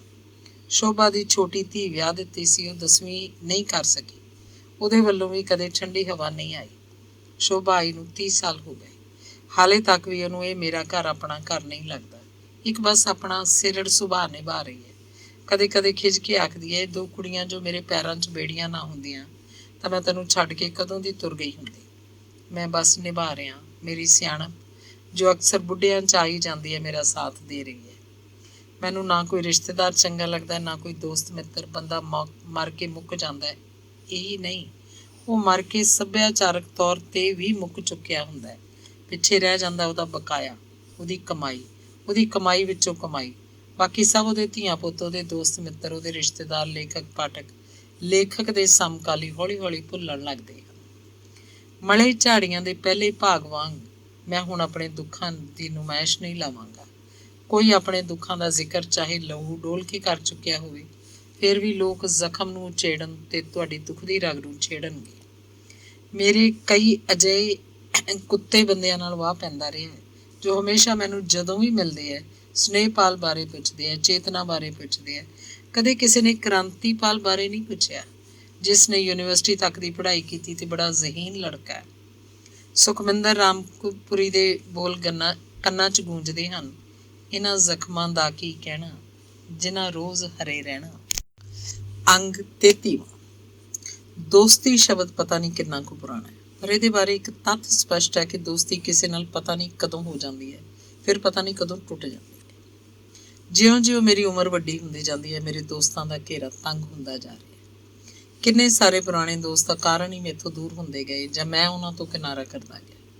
ਜਦੋਂ ਕੋਈ ਦੋਸਤ ਅਚਾਨਕ ਹੀ ਰੁੱਸ ਬਹਿੰਦਾ ਹੈ ਜਾਂ ਗੁੱਸੇ ਹੋ ਜਾਂਦਾ ਹੈ, ਮਨ ਬਹੁਤ ਦੁਖੀ ਹੁੰਦਾ ਹੈ। ਖਾਸਾ ਦੁੱਖ ਮੰਨਦਾ ਮੈਂ, ਪਰ ਹੌਲੀ ਹੌਲੀ ਮਨ ਸਮਝਣ ਲੱਗਦਾ ਹੈ। ਵਕਤ ਬੀਤਦੇ ਉਹ ਤੀਖਣ ਅਹਿਸਾਸ ਚਾਹੇ ਬਾਕੀ ਨਹੀਂ ਰਹਿੰਦਾ, ਪਰ ਕਦੇ ਕਦੇ ਟੀਸ ਜਿਹੀ ਉੱਠਦੀ ਹੈ। ਚੀਕ ਮਾਰਨ ਨੂੰ ਜੀ ਕਰਦਾ ਹੈ। ਕਦੇ ਸੋਚੀਦਾ ਮੇਰੇ ਆਪਣੇ ਵਿੱਚ ਹੀ ਕੋਈ ਨੁਕਸ ਹੋਏਗਾ, ਤਦ ਹੀ ਉਹ ਮੈਨੂੰ ਛੱਡ ਗਿਆ, ਪਰ ਇਹ ਵੀ ਨਹੀਂ। ਕਈ ਵਿਛੜ ਗਏ ਦੋਸਤਾਂ ਦਾ ਪਤਾ, ਉਹਨਾਂ ਦੀ ਅਸਲੀਅਤ ਮੈਨੂੰ ਕਈ ਦਹਾਕਿਆਂ ਬਾਅਦ ਲੱਗਿਆ ਤੇ ਫਿਰ ਮੈਂ ਉਹਨਾਂ ਤੋਂ ਦੂਰ ਹੋ ਗਿਆ। ਮੇਰੀ ਪਤਨੀ ਸ਼ੋਭਾ ਅਕਸਰ ਹੀ ਮੈਨੂੰ ਆਖਦੀ ਰਹਿੰਦੀ ਹੈ ਕਿ ਤੈਨੂੰ ਬੰਦਿਆਂ ਬਾਰੇ ਬਹੁਤ ਦੇਰ ਬਾਅਦ ਜਾ ਕੇ ਪਤਾ ਲੱਗਦਾ। ਇੱਥੋਂ ਤੱਕ ਕਹਿ ਦਿੰਦੀ ਹੈ ਕਿ ਮੈਂ ਭੋਲਾ ਨਹੀਂ, ਬੇਵਕੂਫ ਵੀ ਹਾਂ। ਪਰ ਸ਼ੋਭਾ ਨੂੰ ਇਹ ਗਿਆਨ ਸ਼ਾਇਦ ਨਹੀਂ ਹੋਏਗਾ ਕਿ ਜਿਹਨੂੰ ਪਿਆਰ ਕਰਦੇ ਹੋਈਏ ਉਹਦੇ ਨੁਕਸਾਂ ਦਾ ਪਤਾ ਨਹੀਂ ਲੱਗਦਾ।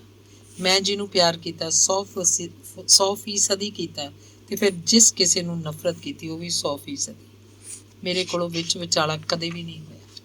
ਇੱਕ ਮਿੱਤਰ ਦੀ ਗੱਲ ਸੁਣਾਉਂਦਾ, ਮੇਰੇ ਕਦੇ ਸੁਪਨੇ ਵਿੱਚ ਵੀ ਨਹੀਂ ਸੀ ਕਿ ਉਹ ਕਦੇ ਮੇਰੇ ਨਾਲ ਗੁੱਸੇ ਹੋ ਕੇ ਇੰਜ ਮੈਨੂੰ ਛੱਡ ਜਾਏਗਾ। ਮੈਂ ਉਹਦੀਆਂ ਮਿਸਾਲਾਂ ਦਿੰਦਾ ਹੁੰਦਾ ਕਿ ਉਹ ਭਾਵੇਂ 5-5 ਸਾਲ ਮੈਨੂੰ ਚਿੱਠੀ ਨਾ ਲਿਖੇ, 10 ਸਾਲਾਂ ਪਿੱਛੋਂ ਵੀ ਮਿਲੇ, ਪਰ ਦੋਸਤੀ ਕਾਇਮ ਰੱਖਦਾ। ਜਦੋਂ ਵੀ ਮਿਲਦਾ ਰੱਜ ਕੇ ਮਿਲਦਾ। ਚਿੱਠੀ ਲਿਖੇ ਤਾਂ 2-2, 3-3 ਸਫ਼ਿਆਂ ਦੀ ਆਪਣਾ ਸਾਰਾ ਹਾਲ ਦੱਸਦਾ, ਮੇਰੇ ਸਾਰੇ ਪਰਿਵਾਰ ਬਾਰੇ ਪੁੱਛਦਾ। ਉਹਦੀ ਦੋਸਤੀ ਕਿੰਨੀ ਪੁਰਾਣੀ ਹੈ, ਸਦਾ ਜੀਵਤ ਹੈ। ਉਹ ਸਾਡੇ ਪਿੰਡ ਸਰਕਾਰੀ ਮਿਡਲ ਸਕੂਲ ਦਾ ਹੈਡਮਾਸਟਰ ਸੀ। ਪ੍ਰੀਤ ਲੜੀ ਪੜ੍ਹਦਾ ਹੁੰਦਾ, ਇਸੇ ਕਰਕੇ ਮੈਂ ਉਹਦੇ ਨੇੜੇ ਹੋਇਆ ਸੀ। ਕੁਝ ਮਹੀਨੇ ਮੈਂ ਉਹਦੇ ਨਾਲ ਕੰਮ ਵੀ ਕੀਤਾ। ਉਸ ਤੋਂ ਬਾਅਦ ਜਿੱਥੇ ਕਿਤੇ ਵੀ ਉਹ ਸੀ, ਚਾਹੇ ADI ਜਾਂ ਹਾਈ ਸਕੂਲ ਦਾ ਹੈਡਮਾਸਟਰ, ਮੈਂ ਉਹਨੂੰ ਮਿਲਣਾ ਜਾਰੀ ਰੱਖਿਆ। MA ਪੰਜਾਬੀ ਤਾਂ ਉਹ ਨਾ ਕਰ ਸਕਿਆ। ਉਹਦੀਆਂ ਕਿਤਾਬਾਂ ਲੈ ਕੇ ਮੈਂ MA ਕੀਤੀ। ਰਿਟਾਇਰ ਹੋ ਕੇ ਉਹ ਕੈਨੇਡਾ ਚਲਾ ਗਿਆ। ਉੱਥੇ ਜਾ ਕੇ ਕਹਾਣੀਆਂ ਲਿਖਣ ਲੱਗਿਆ। ਉਹਦੇ 2 ਕਹਾਣੀ ਸੰਗ੍ਰਹਿ ਮੈਂ ਛਪਵਾ ਕੇ ਦਿੱਤੇ। ਪਹਿਲਾਂ ਉਹਦੀਆਂ ਕਹਾਣੀਆਂ ਦੇ ਖਰੜੇ ਸੋਧੇ, ਫਿਰ ਕਿਤਾਬਾਂ ਦੇ ਪ੍ਰੂਫ ਵੀ ਮੈਂ ਪੜ੍ਹੇ। ਕਹਾਣੀ ਪੰਜਾਬ ਸ਼ੁਰੂ ਹੋਇਆ ਤਾਂ ਖੁਦ ਇਹਦਾ ਜੀਵਨ ਮੈਂਬਰ ਹੀ ਨਹੀਂ ਬਣਿਆ, ਸਗੋਂ ਹੋਰਾਂ ਤੋਂ ਵੀ ਚੰਦੇ ਭਜਵਾਉਂਦਾ ਰਿਹਾ। 2-3 ਵਾਰ ਨਿੱਜੀ ਤੌਰ 'ਤੇ ਉਂਝ ਸਹਾਇਤਾ ਵੀ ਭੇਜੀ। ਪਰ ਪਤਾ ਨਹੀਂ ਸਾਲਾ ਉਹ ਕਿਹੜਾ ਮਨਹੂਸ ਦਿਨ ਸੀ ਤੇ ਉਹ ਪਲ ਦਾਗਦਾ ਕਿ ਮੈਥੋਂ ਇੱਕ ਭੁੱਲ ਹੋ ਗਈ। ਗੱਲ ਇਉਂ ਹੋਈ ਕਿ ਲੁਧਿਆਣੇ ਪੰਜਾਬੀ ਭਵਨ 'ਚ ਅਸੀਂ ਅਦਾਰਾ ਕਹਾਣੀ ਪੰਜਾਬ ਵੱਲੋਂ ਲਖਨਊ ਦੇ ਘਨਸ਼ਿਆਮ ਰੰਜਨ ਨੂੰ ਅਨੁਵਾਦਕ ਵਜੋਂ ਸਨਮਾਨਿਤ ਕੀਤਾ ਸੀ। ਉਹਨੂੰ 10,000 ਰੁਪਏ ਦਾ ਬੈਂਕ ਡਰਾਫਟ ਦਿੱਤਾ ਗਿਆ। ਉਸ ਦਿਨ ਪੰਜਾਬੀ ਭਵਨ 'ਚ ਲਗਭਗ 150 ਲੇਖਕ ਤੇ ਸਾਹਿਤ ਪ੍ਰੇਮੀ ਹਾਜ਼ਰ ਸਨ। ਅਸੀਂ ਬਰਨਾਲੇ ਤੋਂ ਲੇਟ ਗਏ, ਲੋਕ ਪਹਿਲਾਂ ਹੀ ਆਏ ਬੈਠੇ ਸਨ। ਮੈਂ ਛੇਤੀ ਸਭ ਨੂੰ ਮਿਲ ਰਿਹਾ ਸੀ, ਕਿਸੇ ਨਾਲ ਹੱਥ ਮਿਲਾਉਂਦਾ, ਕਿਸੇ ਨਾਲ ਜੱਫੀ ਪਾਉਂਦਾ। ਪ੍ਰੋਗਰਾਮ ਛੇਤੀ ਤੇ ਇੱਕਦਮ ਸ਼ੁਰੂ ਕਰਨਾ ਸੀ। ਪ੍ਰੇਮ ਸਿੰਘ ਬਜਾਜ ਜੱਫੀ ਪਾ ਕੇ ਮਿਲਿਆ। ਚਾਹ ਬਿਸਕੁਟਾਂ ਦਾ ਪ੍ਰਬੰਧ ਛੇਤੀ ਵਿੱਚ ਹੀ ਰਵਿੰਦਰ ਭੱਠਲ ਘਰ ਆਇਆ। ਪ੍ਰੋਗਰਾਮ ਸ਼ੁਰੂ ਹੋ ਗਿਆ। ਅਨੁਵਾਦ ਕਲਾ ਬਾਰੇ 2-3 ਵਿਦਵਾਨ ਸੱਜਣਾ ਨੇ ਭਾਸ਼ਣ ਦਿੱਤੇ। ਘਨਸ਼ਿਆਮ ਰੰਜਨ ਜੋ ਸਿੱਧਾ ਪੰਜਾਬੀ 'ਚੋਂ ਅਨੁਵਾਦ ਕਰਦਾ ਹੈ, ਉਹਨੇ ਪੰਜਾਬੀ ਸਿੱਖ ਕੇ ਬਹੁਤ ਸਾਰੇ ਪੰਜਾਬੀ ਲੇਖਕਾਂ ਨੂੰ ਹਿੰਦੀ 'ਚ ਲਿਆਂਦਾ। ਇੰਜ ਪੰਜਾਬੀ ਸਾਹਿਤ ਦੀ ਇੱਕ ਵੱਡੀ ਸੇਵਾ ਕੀਤੀ। ਘਨਸ਼ਿਆਮ ਰੰਜਨ ਖੁਦ ਵੀ ਆਪਣੇ ਬਾਰੇ ਬੋਲਿਆ ਸੀ। ਫੰਕਸ਼ਨ ਸ਼ੁਰੂ ਹੋਣ ਤੋਂ ਪਹਿਲਾਂ ਹੀ ਮੈਂ ਘਬਰਾਹਟ ਸੀ, ਬੌਂਦਲਿਆ ਪਿਆ ਸੀ। ਫੰਕਸ਼ਨ ਦੌਰਾਨ ਵੀ ਮੈਂ ਬੇਹੱਦ ਰੁੱਝਿਆ ਰਿਹਾ, ਕਿਉਂਕਿ ਸਟੇਜ ਸਕੱਤਰ ਵੀ ਮੈਂ ਸੀ। ਬਾਅਦ 'ਚ ਅਸੀਂ ਛੇਤੀ ਕੰਮ ਨਿਬੇੜਿਆ। ਆਥਣ ਉਤਰ ਆਈ ਸੀ, ਬਰਨਾਲੇ ਪਹੁੰਚਣਾ ਸੀ। ਕੁਝ ਦਿਨਾਂ ਬਾਅਦ ਜਰਨੈਲ ਸਿੰਘ ਗਰਚਾ ਬਰਨਾਲੇ ਆਇਆ। ਸਾਰੇ ਜਵਾਕਾਂ ਨੂੰ ਪੈਸੇ ਦੇ ਕੇ ਗਿਆ, ਮੇਰੇ ਤੇ ਸ਼ੋਭਾ ਲਈ ਕੱਪੜੇ ਵੀ। ਅਸੀਂ ਦੁਪਹਿਰ ਦੀ ਰੋਟੀ ਇਕੱਠਿਆਂ ਬਹਿ ਕੇ ਖਾਧੀ। ਉਹ ਲੁਧਿਆਣੇ ਨੂੰ ਬੱਸ ਚੜ੍ਹਦਾ ਇੱਕ ਚੰਗਿਆੜੀ ਛੱਡ ਗਿਆ। ਆਖਣ ਲੱਗਿਆ, ਅਣਖੀ, ਕੀ ਇਉਂ ਕਦੇ ਹੋ ਸਕਦਾ ਕਿ ਆਪਾਂ ਜੱਫੀ ਪਾ ਕੇ ਮਿਲੇ ਹੋਈਏ ਤੇ ਤੂੰ ਮੈਨੂੰ ਪਛਾਣਿਆ ਹੀ ਨਾ ਹੋਵੇ? ਮੈਂ ਠੋਕ ਕੇ ਜਵਾਬ ਦਿੱਤਾ, ਬਿਲਕੁਲ ਨਹੀਂ, ਇਹ ਕਿਵੇਂ ਹੋ ਸਕਦਾ? ਇਹ ਹੋਇਆ, ਉਹ ਵੀ ਪੱਕਾ ਸੀ। ਕਿਵੇਂ? ਲੁਧਿਆਣੇ ਉਸ ਦਿਨ ਘਨਸ਼ਿਆਮ ਰੰਜਨ ਵਾਲੇ ਫੰਕਸ਼ਨ 'ਚ ਪੰਜਾਬੀ ਭਵਨ ਮੈਂ ਵੀ ਸੀ। ਤੂੰ ਮੈਨੂੰ ਆਪ ਫੋਨ ਕਰਕੇ ਬੁਲਾਇਆ ਸੀ, ਆਪਾਂ ਜੱਫੀ ਪਾ ਕੇ ਮਿਲੇ ਹਾਂ। ਤੂੰ ਮੈਨੂੰ ਪਛਾਣਿਆ ਹੀ ਨਹੀਂ, ਕੋਈ ਗੱਲ ਨਹੀਂ ਕੀਤੀ। ਮੈਂ 1 ਘੰਟਾ ਹਾਲ 'ਚ ਬੈਠਾ ਰਿਹਾ। ਮੈਨੂੰ ਤਾਂ ਉਮੀਦ ਸੀ ਤੂੰ ਮੈਨੂੰ ਸਟੇਜ 'ਤੇ ਬੁਲਾਏਂਗਾ। ਤੂੰ 2 ਵਾਰ ਮੇਰੀ ਸੀਟ ਕੋਲ ਆ ਕੇ ਹੋਰਾਂ ਨਾਲ ਗੱਲ ਕਰਕੇ ਮੁੜਦਾ ਰਿਹਾ, ਪਰ ਮੇਰੇ ਵੱਲ ਝਾਕਿਆ ਤੱਕ ਨਹੀਂ। ਮੈਂ ਗੁੱਸੇ 'ਚ ਫੰਕਸ਼ਨ ਖਤਮ ਹੋਣ ਤੋਂ ਪਹਿਲਾਂ ਹੀ ਉੱਠ ਕੇ ਬਾਹਰ ਆ ਗਿਆ ਤੇ ਪਿੰਡ ਨੂੰ ਜਾਣ ਵਾਲੀ ਬੱਸ ਫੜ ਲਈ। ਉਹ ਤਾਂ ਬੱਸ ਲੈ ਕੇ ਬਰਨਾਲੇ ਤੋਂ ਤੁਰ ਗਿਆ, ਪਰ ਮੈਂ ਸੁੰਨ ਹੋਇਆ ਬੱਸ ਅੱਡੇ 'ਤੇ ਹੀ ਖੜਾ ਰਿਹਾ ਪੂਰਾ ਅੱਧਾ ਘੰਟਾ। ਉੱਥੇ ਜਾ ਕੇ ਉਹਨੇ ਮੈਨੂੰ ਸਖਤ ਚਿੱਠੀ ਲਿਖੀ, ਉਹੀ ਗੱਲਾਂ ਲਿਖੀਆਂ ਜਿਹੜੀਆਂ ਉਹ ਮੈਨੂੰ ਬਰਨਾਲੇ ਆ ਕੇ ਦੱਸ ਕੇ ਗਿਆ ਸੀ। ਮੈਂ ਉਸ ਚਿੱਠੀ ਦਾ ਕੁਝ ਹਿੱਸਾ ਕਹਾਣੀ ਪੰਜਾਬ ਦੇ ਅਗਲੇ ਅੰਕ 'ਚ ਛਾਪ ਦਿੱਤਾ। ਆਪਣੇ ਵੱਲੋਂ ਮਾਫ਼ੀ ਮੰਗੀ। ਮੈਂ ਉਹਨੂੰ ਵਿਸਥਾਰ 'ਚ ਇੱਕ ਚਿੱਠੀ ਲਿਖੀ, ਉਹਦੇ 'ਚ ਮੈਂ ਮਾਫ਼ੀ ਮੰਗੀ। ਅਸਲ ਗੱਲ ਇਹ ਹੋਈ ਕਿ ਪ੍ਰੇਮ ਸਿੰਘ ਬਜਾਜ ਤੇ ਜਰਨੈਲ ਸਿੰਘ ਗਰਚਾ ਦੀਆਂ ਸ਼ਕਲਾਂ ਆਪਸ 'ਚ ਬਹੁਤ ਮਿਲਦੀਆਂ। ਉਹੀ ਕੱਦ ਕਾਠ, ਉਹੀ ਦਾੜੀ ਬੰਨਣ ਦਾ ਸਟਾਈਲ, ਪੱਗਾਂ ਦਾ ਮੁਹੰਦਰਾ ਵੀ ਇੱਕੋ। ਮੈਨੂੰ ਲੱਗਿਆ ਜਿਵੇਂ ਮੈਂ ਜੱਫੀ ਪ੍ਰੇਮ ਸਿੰਘ ਬਜਾਜ ਨੂੰ ਪਾਈ ਹੋਵੇ। ਇੱਕ ਧੁੰਦਲਾ ਜਿਹਾ ਖਿਆਲ ਇਹ ਵੀ ਸੀ ਕਿ ਜਿਵੇਂ ਪ੍ਰੇਮ ਸਿੰਘ ਬਜਾਜ ਨੂੰ 2 ਵਾਰੀ ਜੱਫੀ ਪਾਈ ਹੋਵੇ।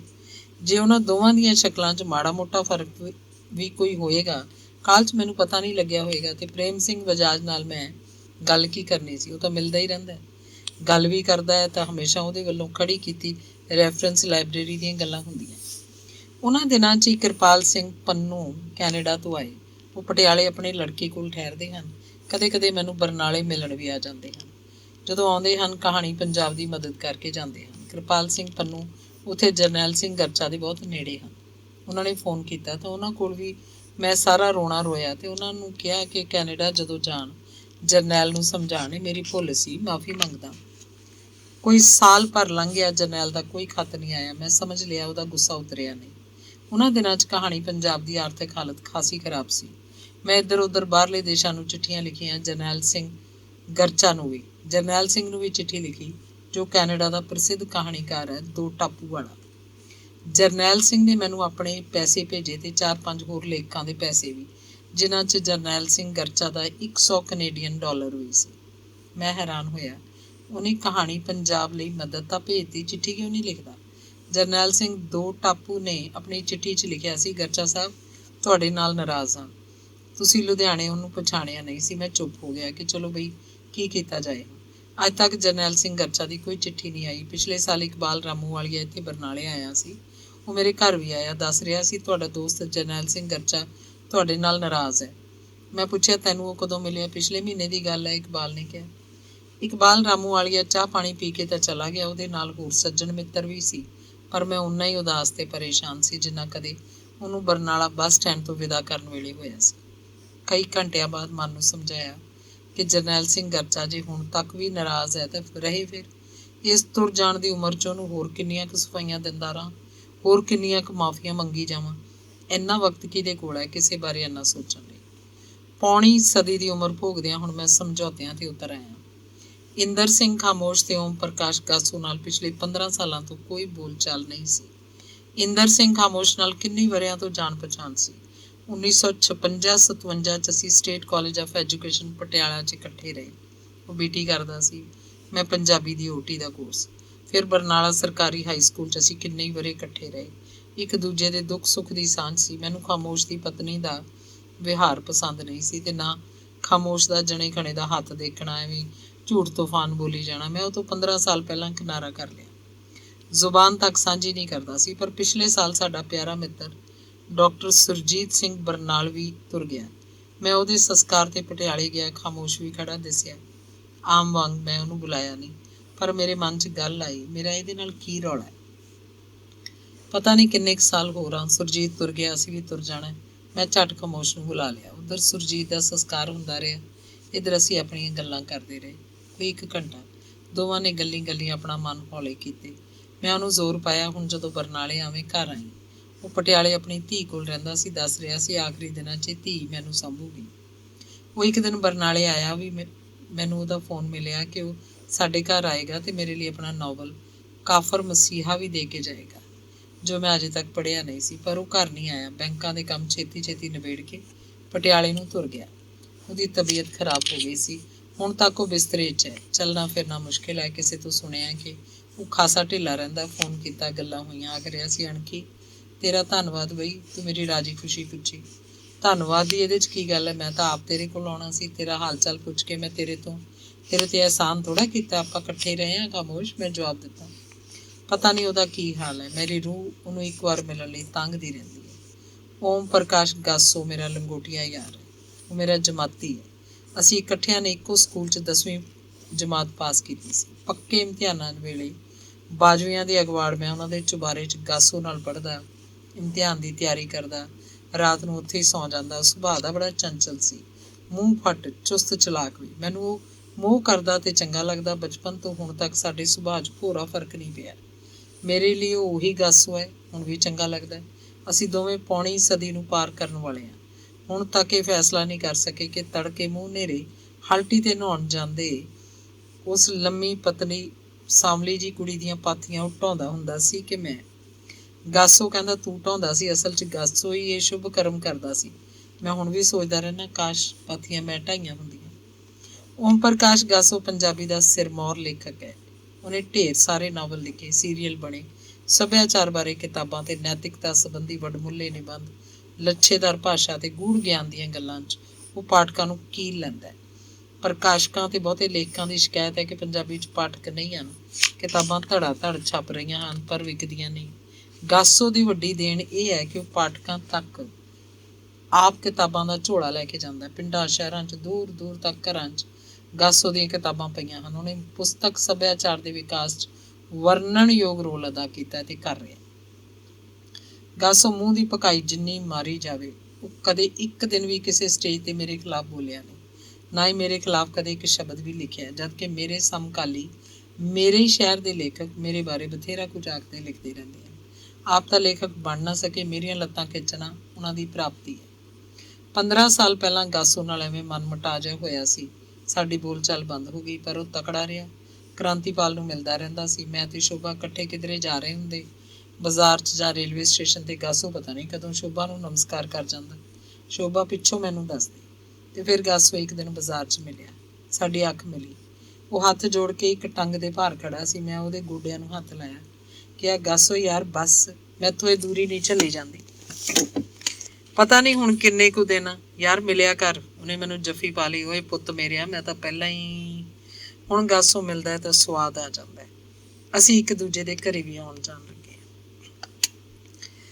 ਗੁਰਬਚਨ ਸਿੰਘ ਭੁੱਲਰ ਦੀ 40 ਸਾਲ ਪੁਰਾਣੀ ਦੋਸਤੀ ਇੱਕਦਮ ਖੇਚ ਪੈ ਗਈ। ਪੰਜਾਬੀ ਟ੍ਰਿਬਿਊਨ ਵਾਲਿਆਂ ਨੇ ਸਾਜ਼ਿਸ਼ ਵਜੋਂ ਹੀ ਉਹਨੂੰ ਆਪਣਾ ਸੰਪਾਦਕ ਬਣਾਇਆ ਸੀ।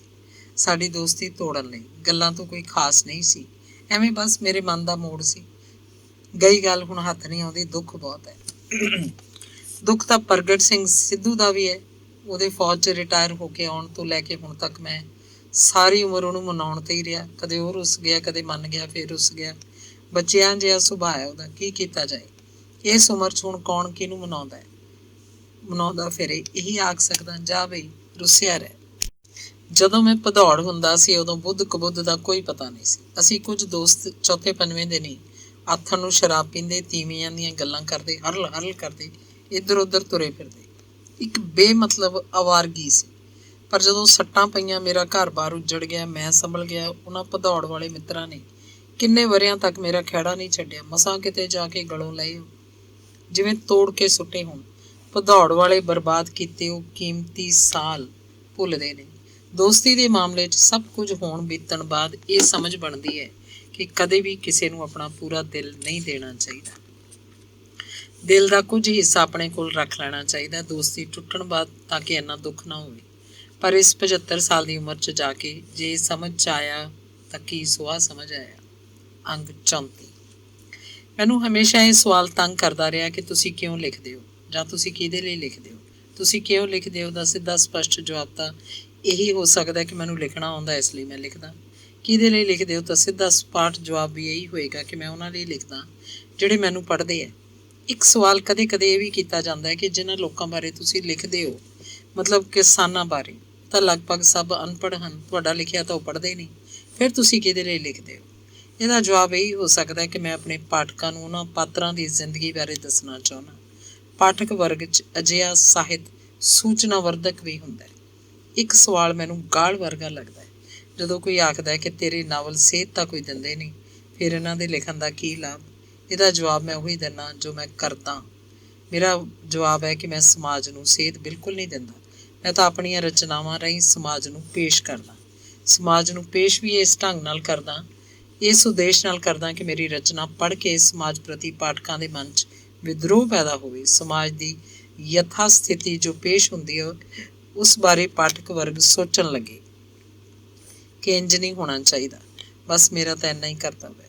ਕਿਸੇ ਵੀ ਦੇਸ਼ ਦੇ ਯਥਾਰਥਵਾਦੀ ਸਾਹਿਤ ਦਾ ਵੱਡਾ ਕਰਤੱਵ ਇਹੋ ਹੁੰਦਾ ਹੈ, ਇਹੋ ਰਿਹਾ ਹੈ ਕਿ ਸਾਹਿਤ ਸਮਾਜਿਕ ਕ੍ਰਾਂਤੀ ਜਾਂ ਸੰਸਕ੍ਰਿਤਿਕ ਕ੍ਰਾਂਤੀ ਜਾਂ ਰਾਜਨੀਤਿਕ ਕ੍ਰਾਂਤੀ ਲਈ ਵੀ ਪਾਠਕ ਵਰਗ ਵਿੱਚ ਇੱਕ ਭੂਮੀ ਤਿਆਰ ਕਰਦਾ ਰਹਿੰਦਾ ਹੈ।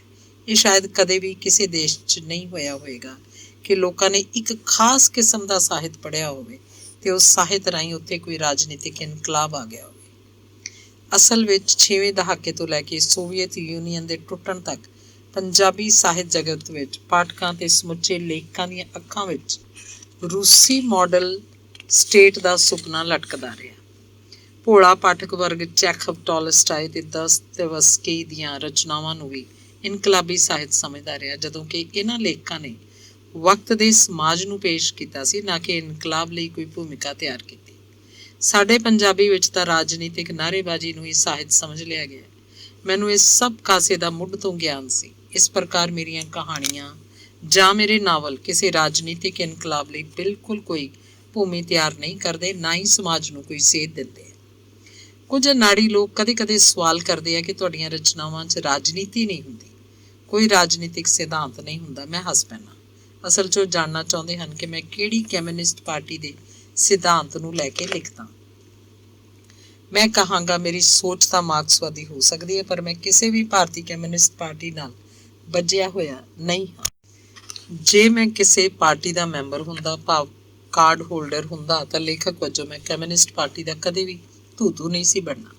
ਮੇਰੇ ਲਿਖਣ ਦਾ ਪ੍ਰਯੋਜਨ ਫਿਰ ਵੀ ਉਹੀ ਰਹਿਣਾ ਸੀ ਜੋ ਹੁਣ ਹੈ, ਵੇਲੇ ਦੇ ਸਮਾਜ ਨੂੰ ਪੇਸ਼ ਕਰਨਾ। ਇੱਕ ਗੱਲ ਮੈਨੂੰ ਬੜੀ ਬੁਰੀ ਲੱਗਦੀ ਹੈ ਜਦੋਂ ਕਿਸੇ ਲੇਖਕ ਬਾਰੇ ਇਹ ਕਿਹਾ ਜਾਵੇ ਕਿ ਉਹ ਪੰਜਾਬੀ ਲੇਖਕ ਹੋ ਕੇ ਮਾਂ ਬੋਲੀ ਦੀ ਸੇਵਾ ਕਰ ਰਿਹਾ, ਜਾਂ ਕਿਸੇ ਲੇਖਕ ਨੂੰ ਇਹ ਸਰਟੀਫਿਕੇਟ ਦਿੱਤਾ ਜਾਏ ਕਿ ਉਹਨੇ ਇੰਨੀਆਂ ਪੁਸਤਕਾਂ ਲਿਖ ਕੇ ਪੰਜਾਬੀ ਮਾਂ ਬੋਲੀ ਦੀ ਝੋਲੀ ਪਾਈਆਂ। ਮੈਂ ਆਪਣੇ ਬਾਰੇ ਇਹ ਕਹਾਂਗਾ ਕਿ ਪੰਜਾਬੀ 'ਚ ਲਿਖ ਕੇ ਮੈਂ ਮਾਂ ਬੋਲੀ ਦੀ ਕੋਈ ਸੇਵਾ ਨਹੀਂ ਕਰ ਰਿਹਾ। ਮੈਂ ਹਿੰਦੀ ਵਿੱਚ ਵੀ ਲਿਖ ਸਕਦਾ। ਹਿੰਦੀ ਮੈਨੂੰ ਬਹੁਤ ਆਉਂਦੀ ਹੈ। ਥੋੜ੍ਹੇ ਮੋਟੇ ਅਭਿਆਸ ਨਾਲ ਮੈਂ ਅੰਗਰੇਜ਼ੀ ਤੇ ਉਰਦੂ ਵਿੱਚ ਵੀ ਲਿਖ ਸਕਦਾ, ਪਰ ਪੰਜਾਬੀ ਮੈਨੂੰ ਸਭ ਤੋਂ ਵੱਧ ਆਉਂਦੀ ਹੈ। ਇਸ ਕਰਕੇ ਮੈਂ ਪੰਜਾਬੀ 'ਚ ਲਿਖਦਾ। ਪੰਜਾਬੀ ਹਾਂ, ਪੰਜਾਬੀ ਜ਼ੁਬਾਨ 'ਚ ਆਪਣੇ ਆਪ ਨੂੰ ਬਹੁਤ ਚੰਗੀ ਤਰ੍ਹਾਂ ਵਿਅਕਤ ਕਰਦਾ। ਮਾਂ ਬੋਲੀ ਦੀ ਸੇਵਾ ਭਾਵ ਵਾਲੀ ਕੋਈ ਗੱਲ ਨਹੀਂ। ਮੇਰੇ ਰੂਬਰੂ ਪ੍ਰੋਗਰਾਮ ਅਕਸਰ ਹੁੰਦੇ ਰਹਿੰਦੇ ਹਨ, ਕਾਲਜਾਂ 'ਚ, ਯੂਨੀਵਰਸਿਟੀਆਂ 'ਚ ਤੇ ਸਾਹਿਤ ਸਭਾਵਾਂ ਵਿੱਚ। ਮੈਂ ਪੁਸਤਕ ਪ੍ਰਕਾਸ਼ਨ ਬਾਰੇ ਦੱਸਣ ਲੱਗਦਾ। ਦੱਸਦਾ ਕਿ ਪਹਿਲਾਂ ਮੈਂ ਕੋਲੋਂ ਪੈਸੇ ਦੇ ਕੇ ਆਪਣੀਆਂ ਕਿਤਾਬਾਂ ਛਪਵਾਉਂਦਾ ਸੀ। ਹੁਣ ਮੇਰੀਆਂ ਕਿਤਾਬਾਂ 'ਚੋਂ ਮੈਨੂੰ ਰਾਇਲਟੀ ਮਿਲਦੀ ਹੈ। ਮੈਂ ਸੰਤੁਸ਼ਟ ਹਾਂ ਕਿ ਹੁਣ ਆਖਰੀ ਉਮਰ 'ਚ ਮੈਨੂੰ ਰਾਇਲਟੀ ਮਿਲਦੀ ਹੈ। ਕੋਈ ਮਨ ਚਲਾ ਸਵਾਲ ਕਰ ਦਿੰਦਾ, ਫਿਰ ਤਾਂ ਜੀ ਤੁਸੀਂ ਪੈਸੇ ਲਈ ਲਿਖਦੇ ਹੋ, ਤੇਰਾ ਬੇੜਾ ਗਰਕ। ਮੈਂ ਜਵਾਬ ਦੇਣ ਵਾਲੇ ਵੇਲੇ 100 ਗੱਲਾਂ ਬਣਾਉਂਦਾ। ਸਵਾਲ ਕਰਨ ਵਾਲੇ ਦੇ ਦਿਮਾਗ 'ਚ ਸੇਵਾ ਭਾਵ ਦੀ ਭਾਵਨਾ ਅੜੀ ਹੁੰਦੀ ਹੈ। ਸਾਡੇ ਪੰਜਾਬੀਆਂ ਦੀ ਪਰੰਪਰਾਗਤ ਧਾਰਨਾ ਹੈ ਕਿ ਸਾਹਿਤ ਰਚਨਾ ਇੱਕ ਸੇਵਾ ਭਾਵ ਹੈ, ਕੋਈ ਪੁਰਾਣੀ ਘਸੀ ਪਿਟੀ ਭਾਵਨਾ ਵੀ ਕਿ ਕਲਾ ਵੇਚੀ ਦੀ ਨਹੀਂ ਹੁੰਦੀ। मैं जवाब दिना कि कोई कलाकार चाहे वो बुੱਤਘਾੜਾ ਹੋਵੇ, चित्रकार ਹੋਵੇ, संगीतकार ਹੋਵੇ ਜਾਂ ਲੇਖਕ ਹੋਵੇ, ਕੀ ਉਹ ਟੱਬਰਦਾਰ ਨਹੀਂ ਹੁੰਦਾ? ਉਹ ਵਿਵਾਹਤ ਹੁੰਦਾ ਹੈ, ਬਾਲ ਬੱਚੇ ਹੁੰਦੇ ਆ। ਜੇ ਉਹ ਸੇਵਾ ਭਾਵ 'ਚ ਹੀ ਸਭ ਕਰਦਾ ਰਹੇ ਤਾਂ ਰੋਟੀ ਕਿੱਥੋਂ ਖਾਏਗਾ? ਲੇਖਕ ਨੇ ਆਪਣਾ ਘਰ ਵੀ ਚਲਾਉਣਾ ਹੈ, ਬੱਚੇ ਪਾਲਣੇ ਹੈ, ਬੀਵੀ ਦੀਆਂ ਜ਼ਰੂਰਤਾਂ ਹਨ। ਲੇਖਕ ਆਪਣੀ ਬੀਵੀ, ਆਪਣੇ ਬੱਚਿਆਂ ਤੇ ਆਪਣੇ ਆਪ ਦੀ ਕੀਮਤ ਤੇ ਸਾਹਿਤ ਰਚਨਾ ਕਰਦਾ ਹੈ ਕਿ ਉਹਨੂੰ ਇਸ ਮਿਹਨਤ ਦਾ ਮੁਆਵਜ਼ਾ ਨਹੀਂ ਮਿਲਣਾ ਚਾਹੀਦਾ। ਸੋ ਲੇਖਕ ਲਈ ਉਹਦੀਆਂ ਕਿਤਾਬਾਂ ਦੀ ਰਾਇਲਟੀ ਤਾਂ ਜ਼ਰੂਰੀ ਹੈ। ਕੋਈ ਡਾਕਟਰ ਕਿਉਂ ਨਹੀਂ ਮੁਫਤ ਸੇਵਾ ਕਰਦਾ? ਕੋਈ ਇੰਜੀਨੀਅਰ ਦਰਿਆ ਦਾ ਪੁਲ ਬਣਾਉਂਦਾ ਹੈ ਕਿ ਮੁਫਤ ਕੰਮ ਕਰਦਾ ਹੈ? ਸਵਾਲ ਕਰਨ ਵਾਲੇ ਨੂੰ ਮੈਂ ਪੁੱਛਦਾ, ਤੂੰ ਭਾਈ ਜੋ ਕੰਮ ਕਰਦਾ ਕਿ ਬਿਨਾਂ ਤਨਖਾਹ ਤੋਂ ਕਰਦਾ? ਅਸਲ ਵਿੱਚ ਪੰਜਾਬੀ ਦੇ ਬਹੁਤ ਘੱਟ ਅਜਿਹੇ ਲੇਖਕ ਹਨ ਜਿਨ੍ਹਾਂ ਨੇ ਆਪਣੇ ਲਿਖਣ ਕਾਰਜ ਨੂੰ ਇੱਕ ਕਿੱਤੇ ਵਜੋਂ ਅਪਣਾਇਆ। ਨਹੀਂ ਤਾਂ ਬਹੁਤੇ ਲੇਖਕਾਂ ਦਾ ਰੋਜ਼ੀ ਰੋਟੀ ਦਾ ਸਾਧਨ ਕੋਈ ਹੋਰ ਹੈ। ਲਿਖਣ ਨੂੰ ਆਪਣਾ ਸ਼ੌਕ ਸਮਝਦੇ ਆ। ਕੁਝ ਤਾਂ ਲਿਖ ਕੇ ਆਪਣਾ ਬਸ ਮਾਨਸਿਕ ਝੱਸ ਪੂਰਾ ਕਰਦੇ ਆ।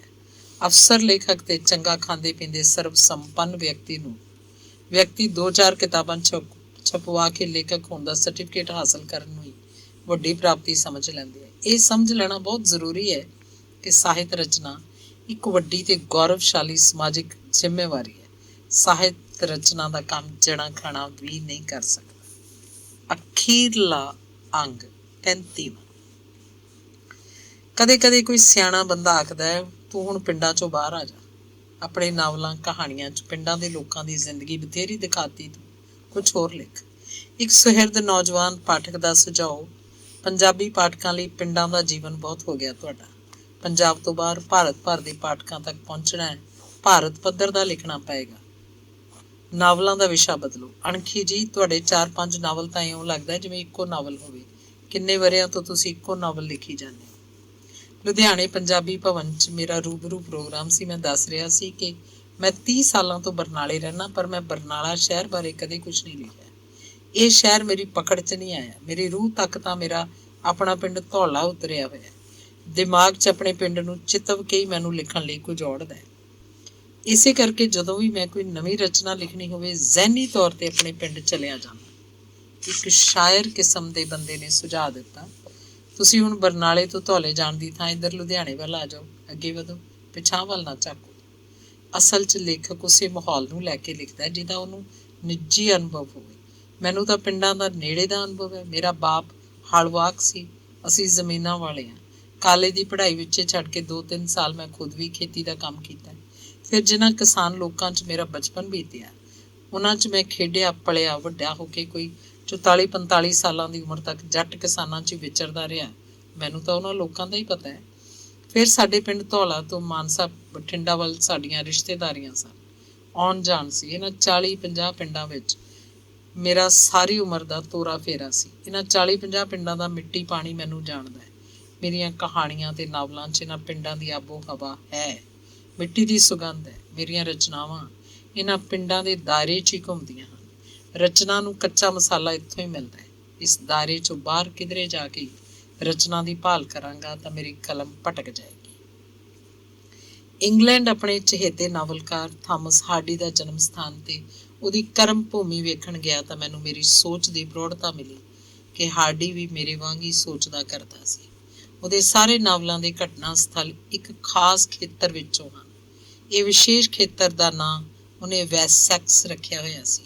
ਮੇਰਾ ਵੈਸੈਕਸ ਮੇਰਾ ਪਿੰਡ ਧੌਲਾ ਤੋਂ ਲੈ ਕੇ ਮਾਨਸਾ ਬਠਿੰਡਾ ਇਲਾਕੇ ਦੇ ਇਹ 40-50 ਪਿੰਡ ਹਨ। ਇਸ ਤੱਥ ਨਾਲ ਵੀ ਮੈਨੂੰ ਬਹੁਤ ਤਸੱਲੀ ਮਿਲਦੀ ਹੈ ਕਿ ਦੁਨੀਆ ਦਾ ਬਿਹਤਰੀਨ ਸਾਹਿਤ, ਖਾਸ ਕਰਕੇ ਗਲਪ ਸਾਹਿਤ, ਪਿੰਡਾਂ ਬਾਰੇ ਹੀ ਲਿਖਿਆ ਹੋਇਆ ਹੈ। ਧੰਨਵਾਦ। ਸਮਾਪਤ।